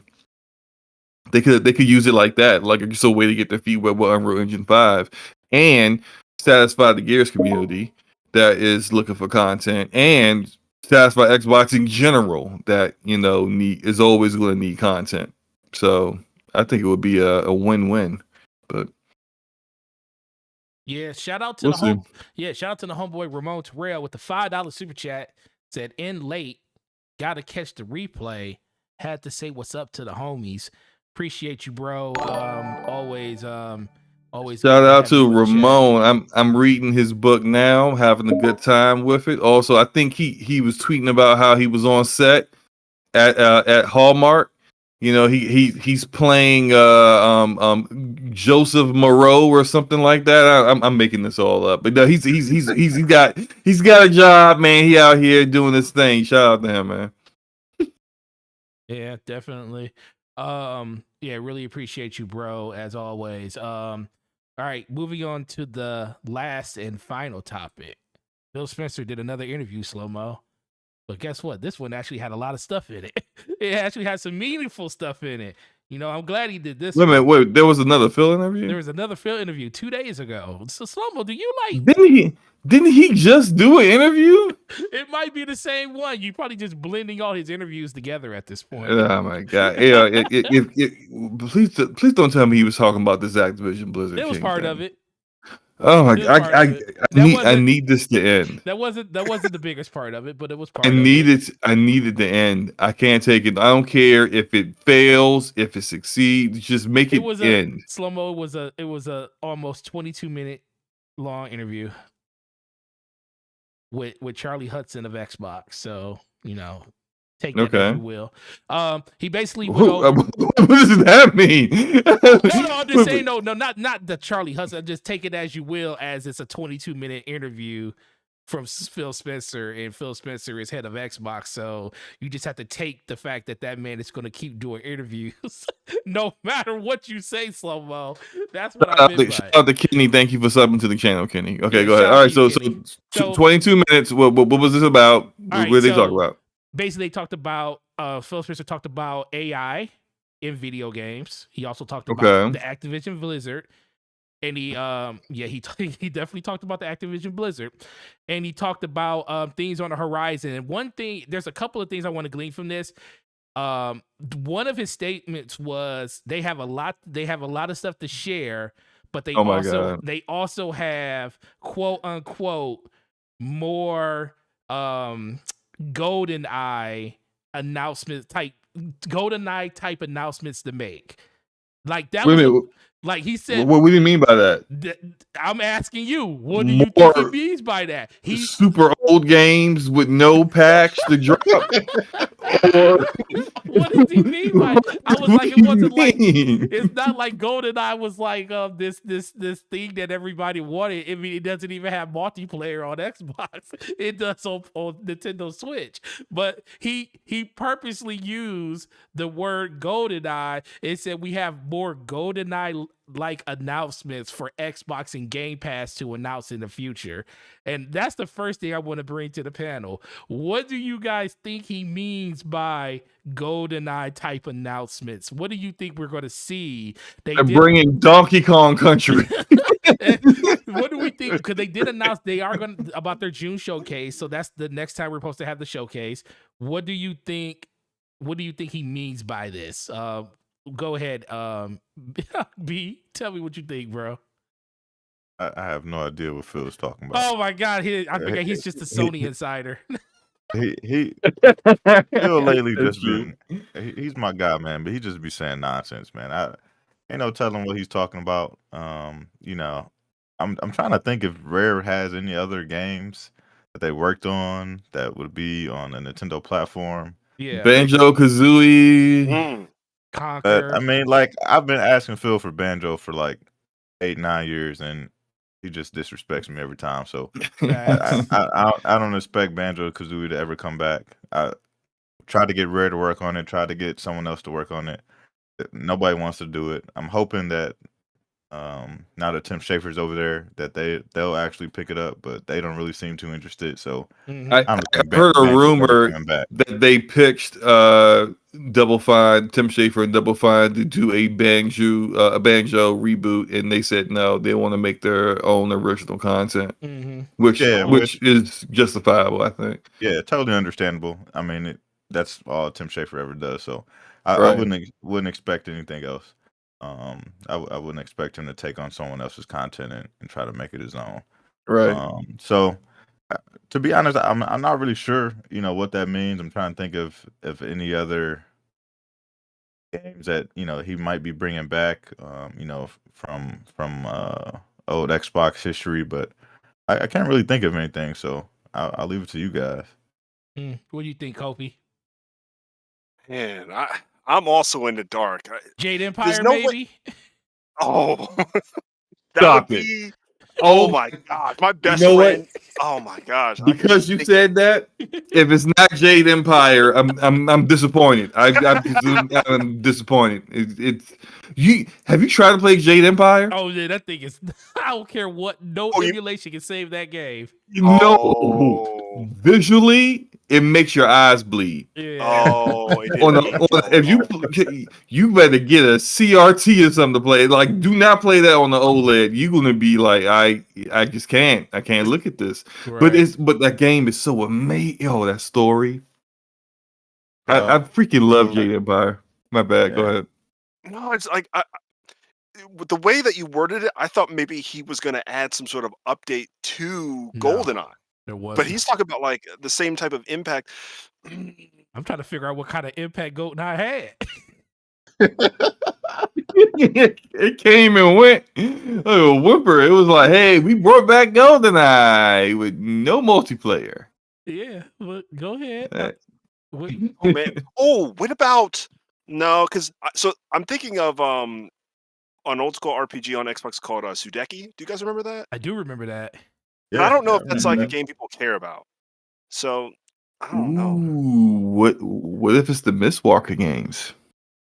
That would be cool. That'd be cool. Lost Odyssey, Blue Dragon. What if they brought them? What if they remastered them and bring them back? Matter of fact, hold up. Here we go. I mean, this goes beyond small announcement now. Now I'm in like in straight like crazy territory here. Yeah. What if Obsidian Nah, Obsidian couldn't do that. They got too much on their plate. What if they went out and got a third party publisher, Xbox Publishing went out and got somebody to remake Lost Odyssey? Ooh, Oh my gosh. Like, Lost. and kind of give it that Final Fantasy VII remake, Do they like own like the- remake. Do they actually Gosh. own the rights to that? Yes, they do. Yes, they do. Yeah, they do. Oh my They god. own the rights to that and Blue Dragon, and they just let it collect dust. Yeah. That would be something. That would be amazing. Because Sakaguchi is still kind of doing his own thing. I know he did the Apple game, right? He released Yeah, he's working mobile stuff now. Yeah. Yeah. Hmm. But they could still consult him at least. Man.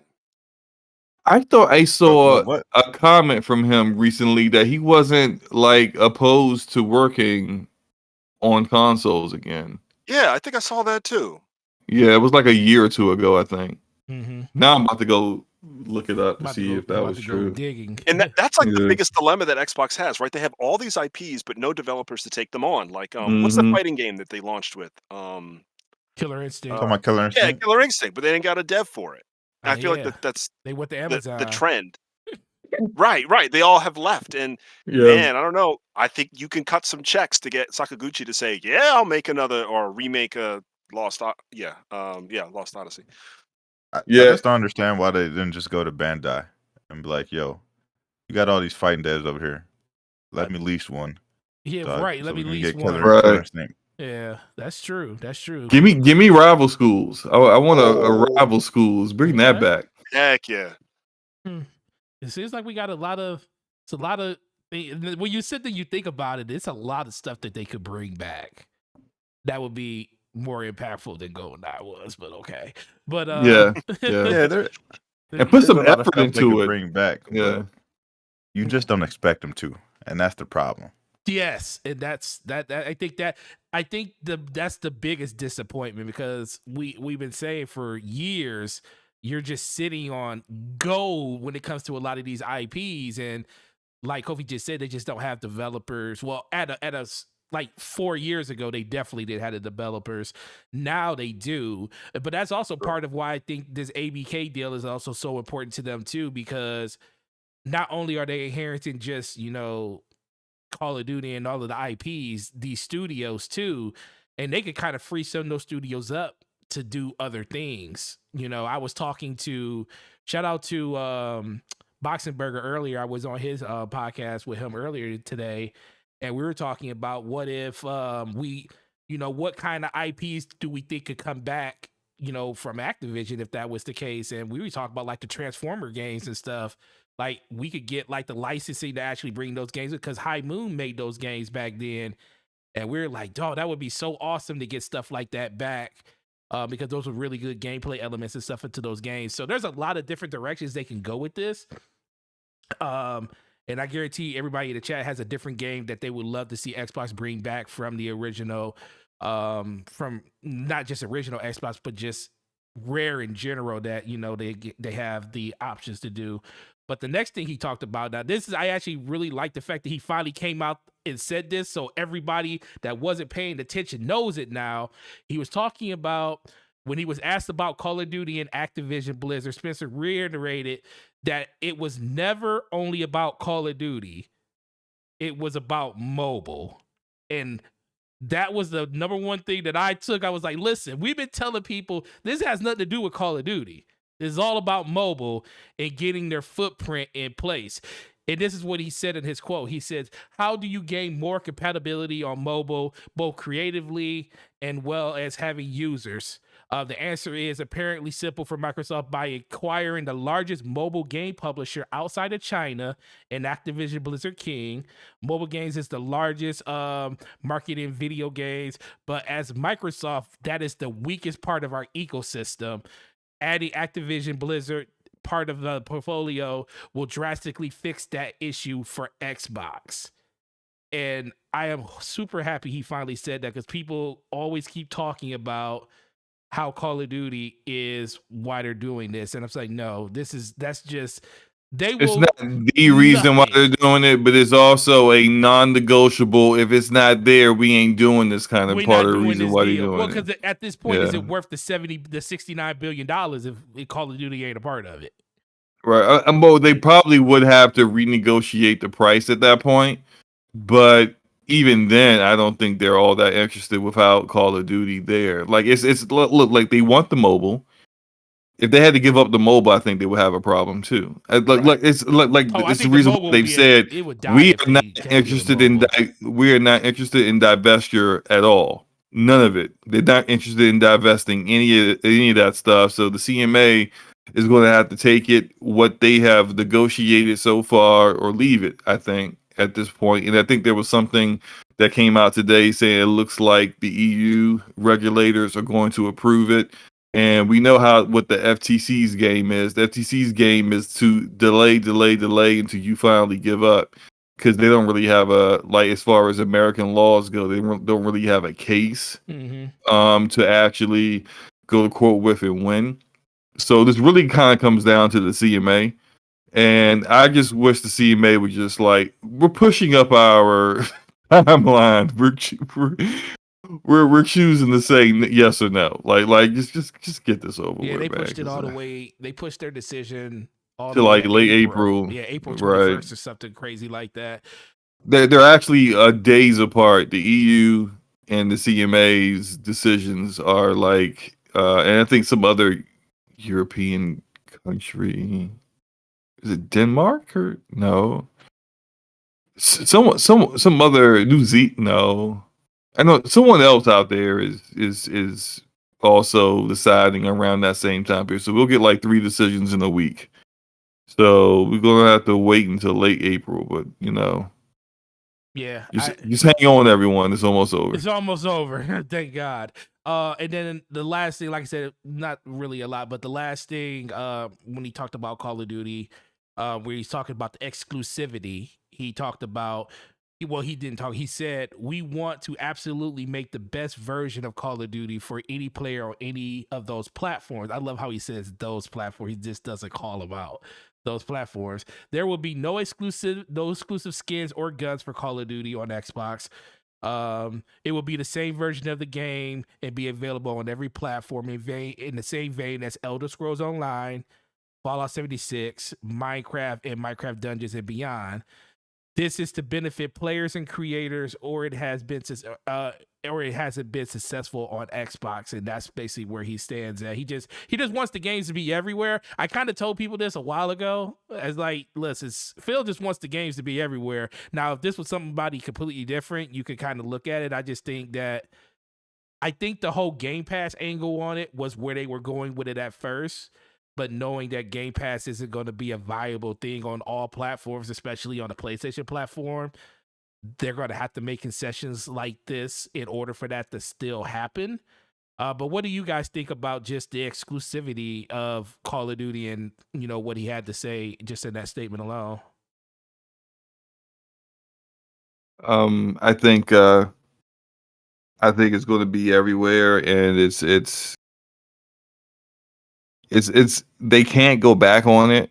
Nope. This is a bit different than I know some people still think hey, well, they insinuated things would be everywhere with ZeniMax Media, and then they closed the deal and was like, gotcha. They did the Dave Chappelle gotcha.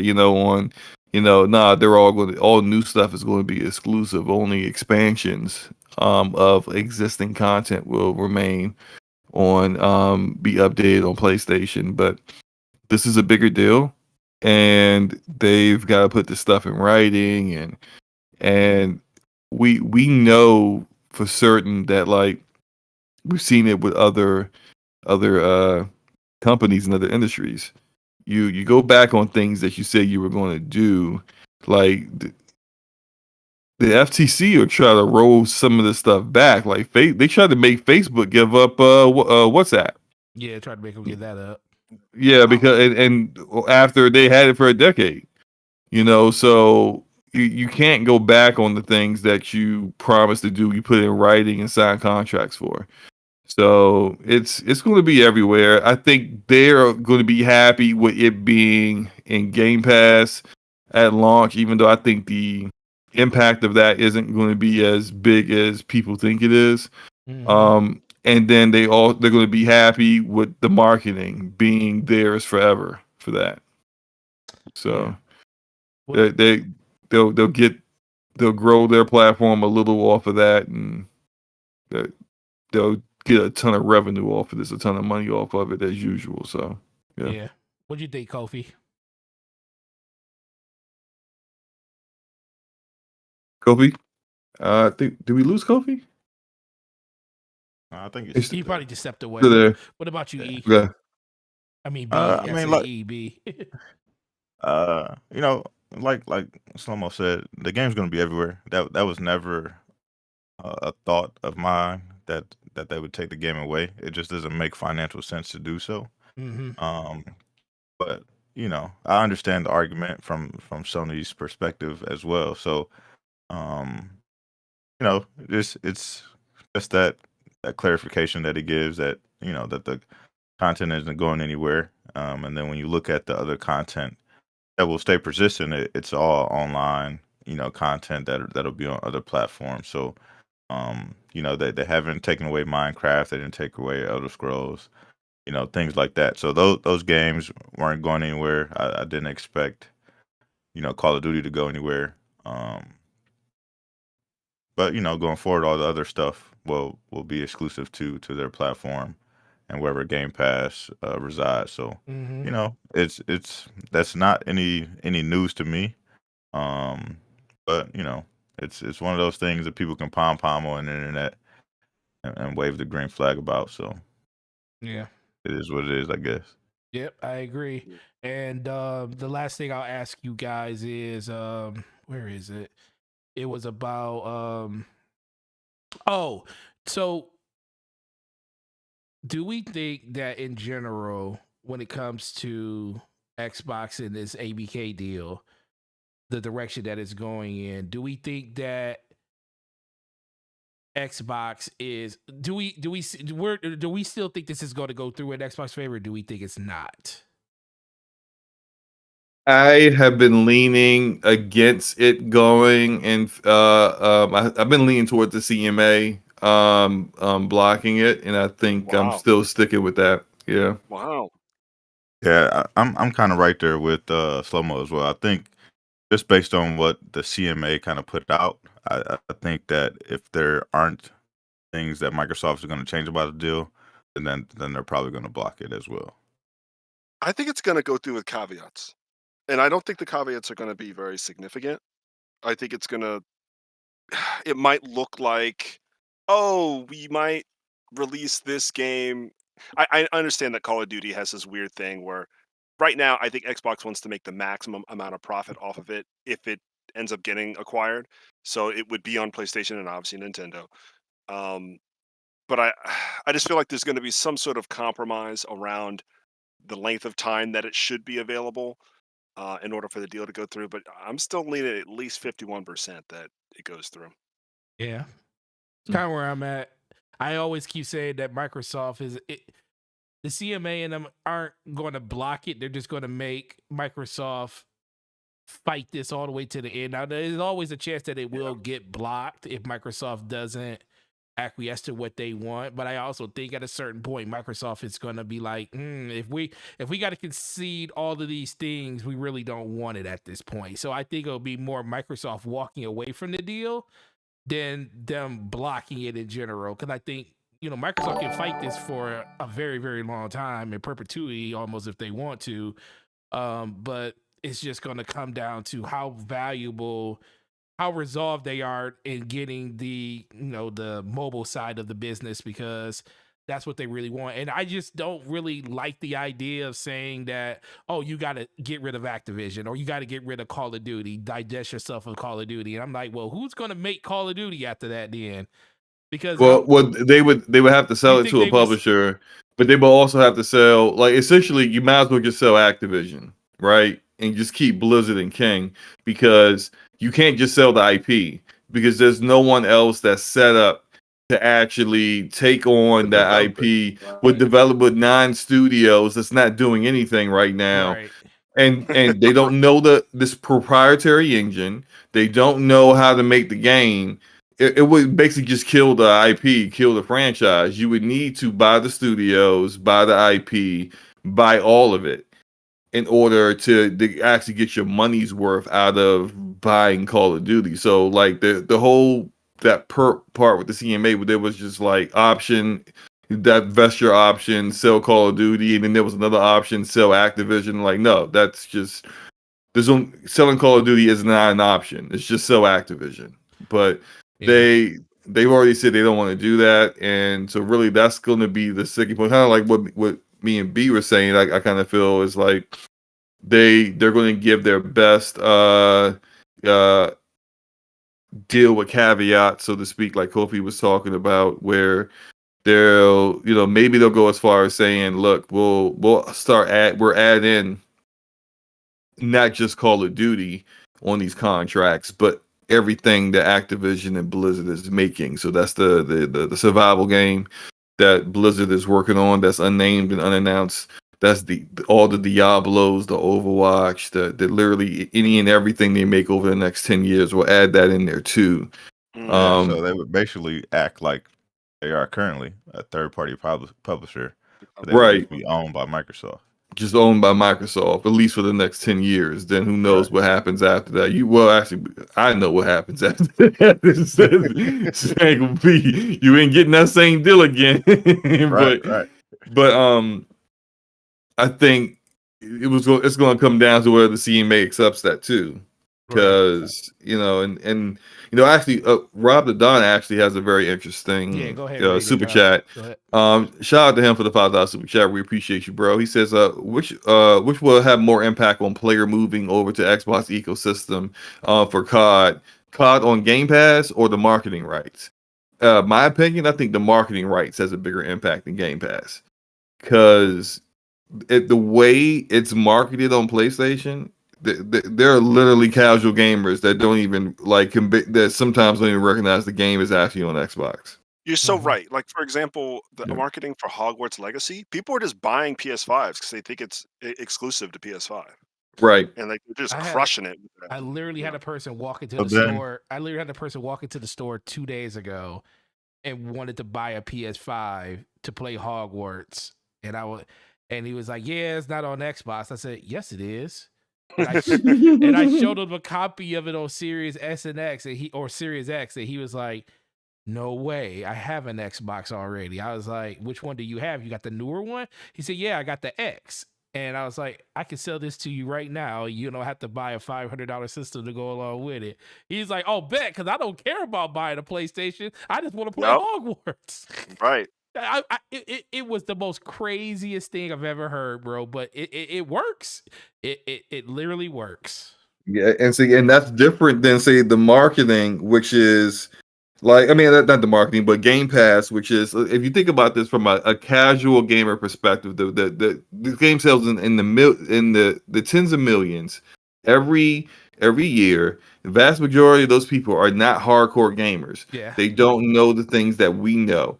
And you tell them, hey, sign up for Game Pass. You don't have to buy the game, but it's game and maybe, hey, look, there's like perks hidden here for doing it for Game Pass also, but that's $15 a month.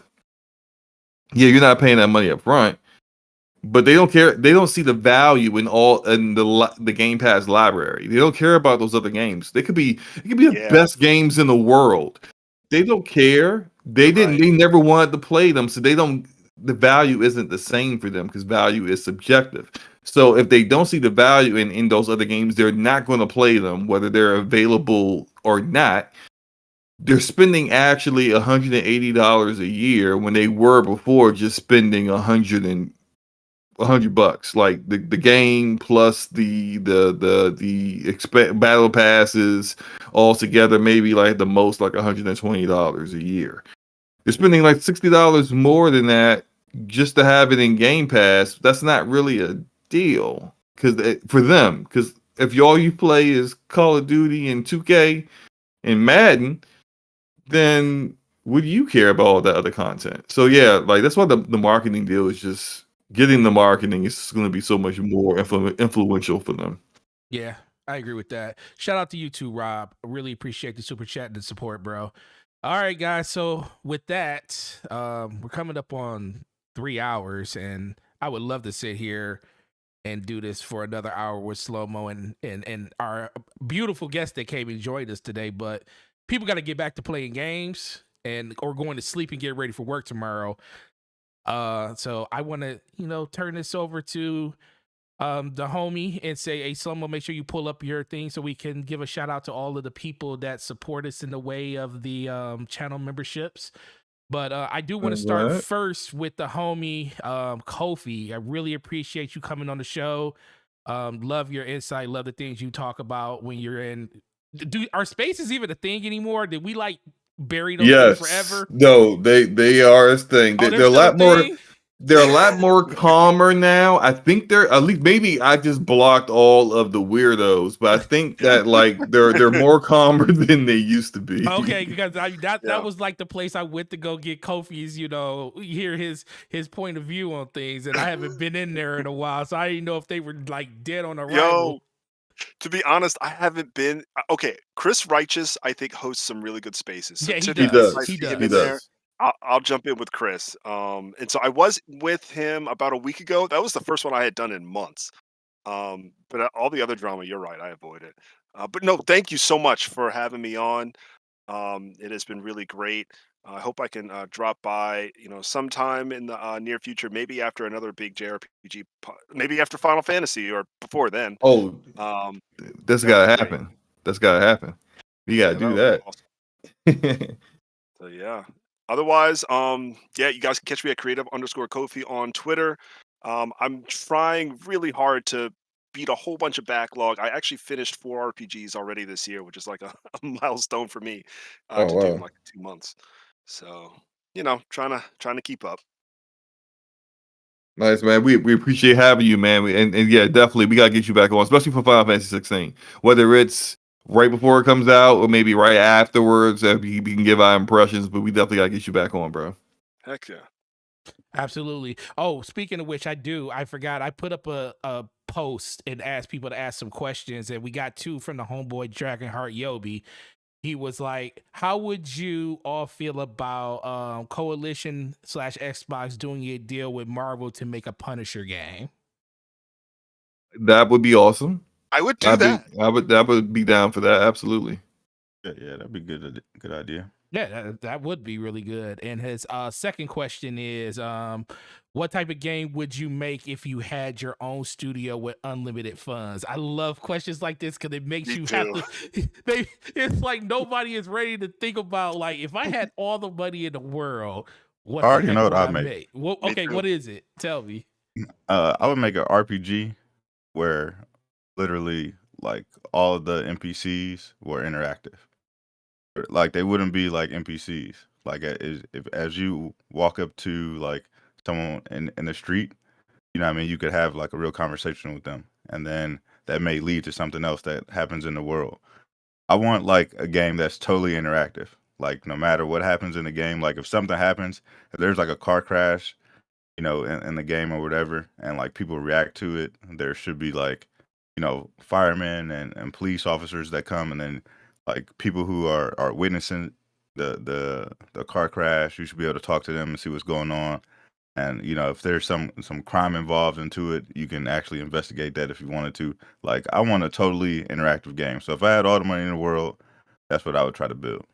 B, I need to find out how you hacked my because that's exactly what I'm talking, bro. Like I had this idea that I knew was impossible with even with today's technology, it's impossible. But I had this idea like 5 years ago of making like a RPG where like your character is someone from the real world who is like almost kind of like in Forspoken, where you get transported into this completely different world where you almost kind of like what's that something Carter Disney movie where it's like the human goes to Mars, and because the gravity is so much less there that he's like way more powerful than everyone else. Yeah. But kind of like essentially you are more powerful than everyone else, and so it has a loose story to it, but more like lore and character archetypes. But the key thing about the game, this is where the unlimited resources comes in, is that everyone has such advanced AI that's coded into the game that literally all they do is react to what you do. So if you decide to take your power and just destroy a village, take all its resources, all its money, and the world reacts to you doing that. Like you are now, people are going after you. People are, or you could try to conquer the entire world, raise an army, basically subjugate, whole nations, or be a hero. Do whatever you want, but whatever you want to do is what you want to do in your world. Is completely different than everyone else's because literally it's ever changing and it's changing by your decisions. Mm-hmm. And that's something that could probably only be created in the cloud, I think. Because I don't think it's possible to make something like that would run on physical hardware, at least not today. But that's the idea I've had for a long time. And if you got unlimited resources, you can make that happen. But you could make that happen. Yeah. Really appreciate that. Those questions on Dragonheart Yobi. To our we didn't get Kofi's game. Oh, Kofi, I thought you said your gang. No, you guys had such a good idea. My idea sounds like crap now. No, it's not. Come on, you got here. Yeah, I'll throw it out really quick. Myself from this question because it does. It would sound like crap. Are you about to say Trails of Cold Steel? Like, mine was gonna be a proper Mass Effect 4. That I really that mine was going to be that because Andromeda could still go in the bushes.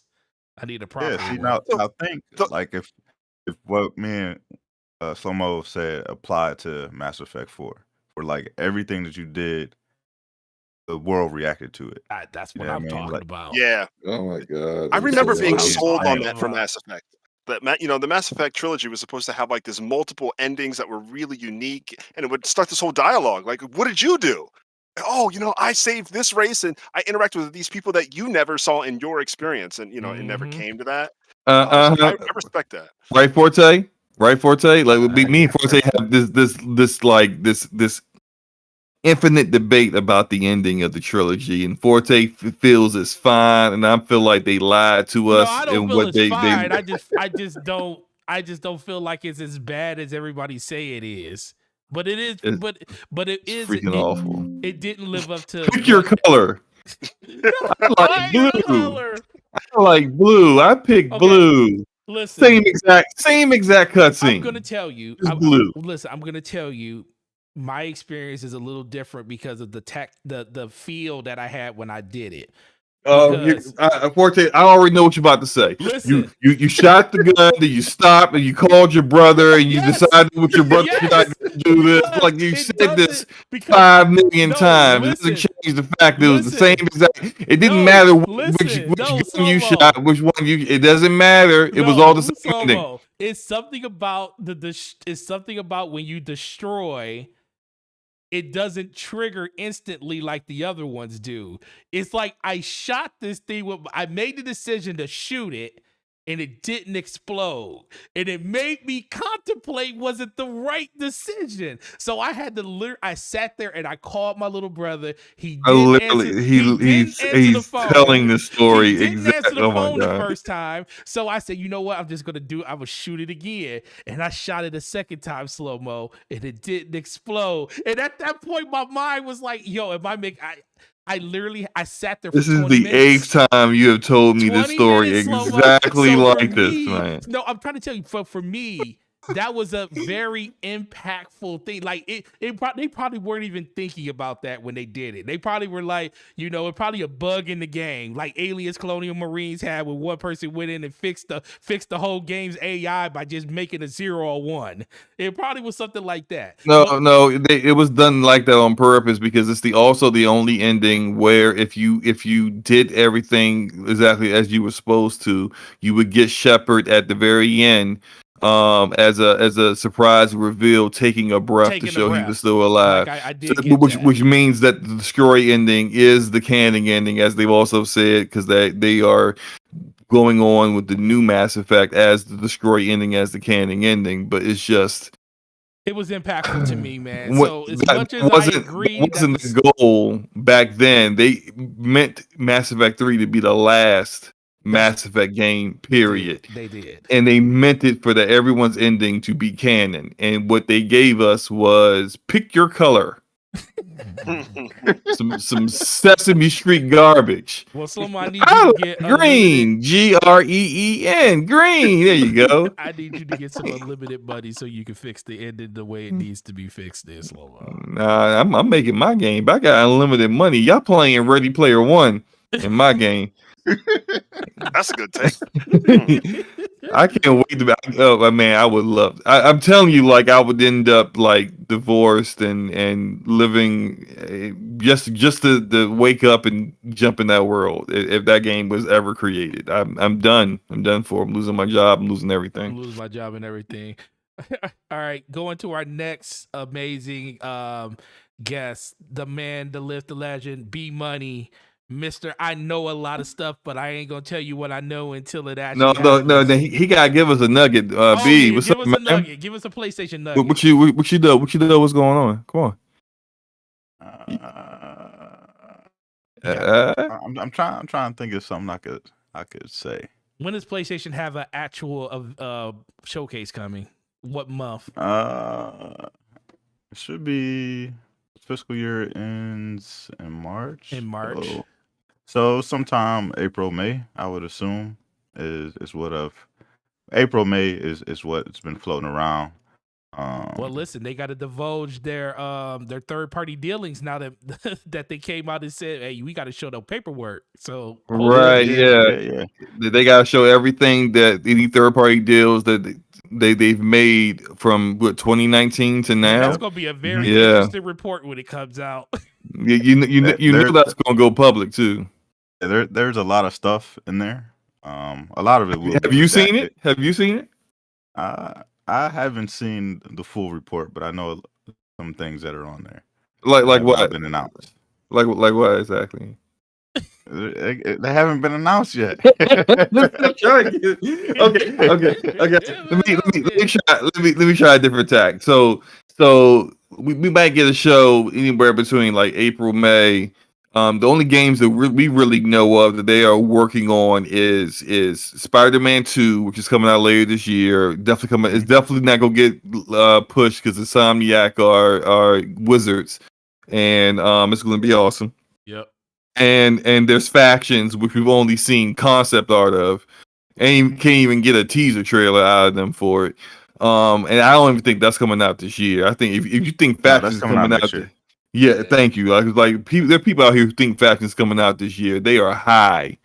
They are all high on. I don't know what they high on. Make gas fumes or something. I don't know. They hang out at Sheets and BP and Exxon or something. Because like there's just no way in the world like it's coming out this year. All they showing us is concept art. But do you know of anything else that's like hanging out there that might be shown first party-ish? First party. They have a few things they're going to be showing this year. I think one of them is releasing this year. Really? So like something they haven't talked about yet, but it's releasing this year. Yes. Is it AAA or like a smaller project? No, this is a big budget project. And it's one we've never heard of. Never heard of it. Is it? Hold on. Is it? Oh. Listen, man, y'all can't. We trying to keep this man. Shut up, Forte. I'm trying to. Is it Gorilla's multiplayer game? I don't know if Simon's gonna talk about that this early in the year. That might be like later in the year. Simon LaRouche is spearheading that project, the multiplayer project. So I don't know if he's gonna announce. I've talked to him a couple of times. Could it be a remake? Is SOCOM coming back, B? Huh? SOCOM. No, it's not a remake. Not a remake. Not a remake. Not a remake. Brand new IP, live service ish, single player. I'm sure it will have. It's gonna have multiplayer elements. I'm not sure if this is one of their technical live service games, but Maybe it it's possibly could be. Oh Um, man, but yes, I, one of those new but studios. I think one of those mysteries. what people think of live service games is not what you're gonna see from PlayStation live service games. I will say that. Wow. What, they're gonna have good stories, basically? Yeah, they're the way that they structure their live service games is going to be a little different um than what you expect from a normal live service game. So, there's a lot of different live service games. You got your Fortnites, and then you got like your Destinies. Like those are Yeah. very different live service. Like so, I mean, and there's a lot in between as well. But like, what do you think? So What do you their think? live service games will not be like the Fortnites of the world. Some of Okay, them may so no be battle royale. yeah, no battle royale, no like where it's you know, a Mhm. cash grab where they're just trying to, sell you a bunch of skins and stuff like that. Like they will have games that have that, but basically what they're trying to do is tailor a lot of their existing franchises and some new franchises to this live service model to kind of keep uh no But players game engaged. design wise, it's like, okay, for example, like Factions 2 is supposed to be based off of what they've said, like bigger, better version of what Factions 1 was. So With bigger it, bigger environments and you yeah, know. so if you are a factions player and you know what factions is and you've engaged in that content, there's gonna be story content that is actually included with factions. It won't just be you going out there just playing multiplayer content. There will be some PVE content uh there for you as well. Mm-hmm. And it'll be along the lines of how Destiny is structured, where there's Mm. PvE content and a separate arena for PvP content and PvE and PvP content together. So, Oh, I can um, dig that. I can yeah, dig yeah. that. Yeah. It So, just they gotta give me more than more than concept art. Man, I'm just like, man, it's just like, man, we got more factions to show you guys. Here is a painting of a derelict ship. I'm like, if you don't get the hell out of here Get with this up out of here. Oh you want to man. show me some gameplay. But that's what's up, man. Like I think them having their own flavor to live service will probably do them well as far as making sure that it's not like, 'cause I think that the worst thing we would want to see from them is them doing another Ubisoft where it's just like, oh, well, okay, so this game's really popular. Escape to Tarkov is really popular. Let's do Escape from Tarkov, but just throw a Horizon skin on it. So it's Right. just the Horizon universe, but essentially it's Escape from Tarkov. There's nothing really different about the game. Right. And it's like, if people wanted to play Escape from Tarkov, you know what they would do? Play They would Escape from go Tarkov. and they would play Escape from Tarkov, right? So it's just like, you can't just have it be straight up a clone of something that's already popular, So I'm glad them doing their own spin on it. It seems like they understand the assignment, Yeah. Cool. Well, B, tell everybody where they can find you, bro, so Slow-Mo can stop Be knowing ish. badgering the witness and all the stuff that he knows. yeah, man, you can find me everywhere. Same name, B Money 101. I'm back on Battlefield, so if you are a I'll be over there with 2042 you. player, yo, definitely hit me up. I see a lot of people on the timeline. I just scrolled on timeline. BG's back playing Battlefield. A lot of people are playing Battlefield now. That I guess the word is going around that the game is a lot better. I'm seeing it a lot more on the timeline. So yeah, if you are into Battlefield, you know, come hop in over there. You can look me up. I'm always down to play. Unfortunately, the demise of Titanfall has something to do with the fact that Battlefield's better, because Vince is working on that now. I'm not mad. Yeah. I love Battlefield, but it's sad to know that Titanfall probably won't be a thing because of this. Mhm. Yeah, it is sad. Yeah. Titanfall 2, What's one of or the no, the original Titanfall had me so hyped. yes. When they first showed that, I went and bought the collector's edition. Same. Got this big statue, $300 statue. Was super excited for the franchise. Titanfall 2, best campaign out of any multiplayer shooter. You know what I mean? So we got, to this point where we're like, oh, okay, when Titanfall 3 comes out, the complete package is gonna be there. And it doesn't seem like that's ever gonna happen. They were trying to add some story content to Apex, and it looks like they can that stuff to kind Yeah. of bring the two universes together. So I don't know if we'll ever see it. I think EA is kind of trying to make Battlefield more important just because they fumbled the bag on 2042 at the gate, and they kind of reassigned Vince to that franchise, and they got like 5 or 6 studios working on it now, and they're got a studio dedicated to story content and multiplayer and different other Battlefield type experiences. So Yeah, I the don't. guy that did whose studio closed down, V1 Interactive. I can't remember his name, but he's the guy who designed the Master Chief's suit. He from like the original Halo Combat Evolved. He was the art director for Halo Combat Evolved and Halo 2, and I think he was also the lead creative director for Halo Reach.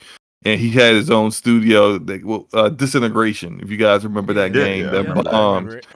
And after it bombed, he had to shut his studio down, but EA came knocking, and now he's got his own team in EA that is doing a single player Battlefield game. So, yeah. Yeah, that's it. All right, so shout out to the people that support the channel the most. Going through the channel members. Shout out to the homeboy Texas Lean. Shout out to Low Key Poppy, J Dab, True Serum, Bit Mad Mo, Dragonheart Yobi, Stardo Cicero, Texas. I'm a Rich Swag Lord. Ramon Terrell, Hargy Chini, Brat, Basement Radio Arcade Podcast, Corey Hale, Arodimus, the homie Slow Mo, DJ Auras, and that guy Smitty. Appreciate you guys for powering the channel this way. Slow Mo, go ahead. Shout out to Arcade. Shout out to Percolator 9000, Steve Harlow, East Tex Alex. It's John E, John the Don, Babe, Cat Daddy Lurk, Dragonheart Yobi, Enrique, Hargy Shani, Texas, Troop Serum, Arodimus, Ramon Terrell, Homie One Kenobi, Forte, Corey Hale, Stardust Acero, and that guy Smitty.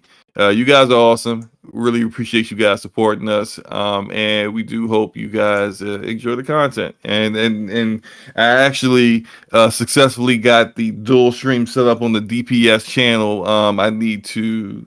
Oh man, I keep forgetting to get the link. But I got the link. I'll put it in the thing.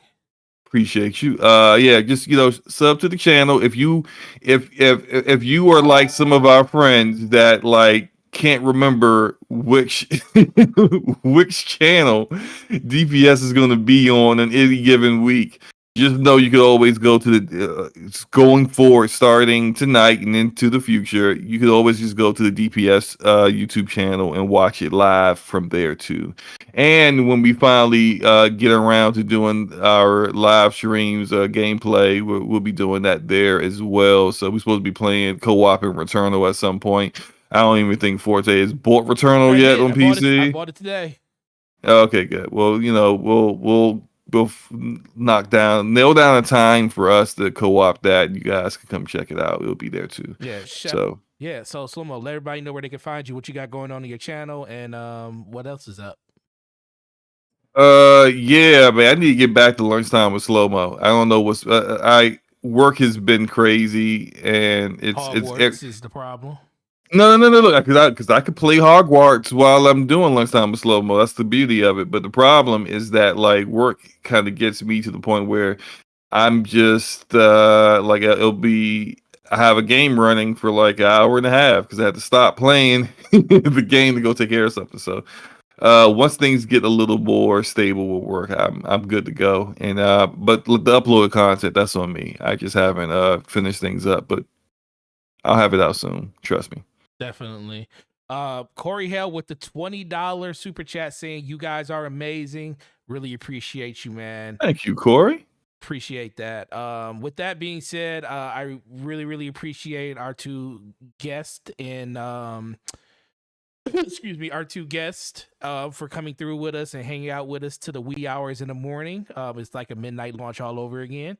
But with that, you guys have a great week. Enjoy the games that you're playing. Enjoy your weekend. And we will see you guys next week on Slow Mo's channel for episode 124 of the DPS podcast. You guys have a great day and the rest of a good week.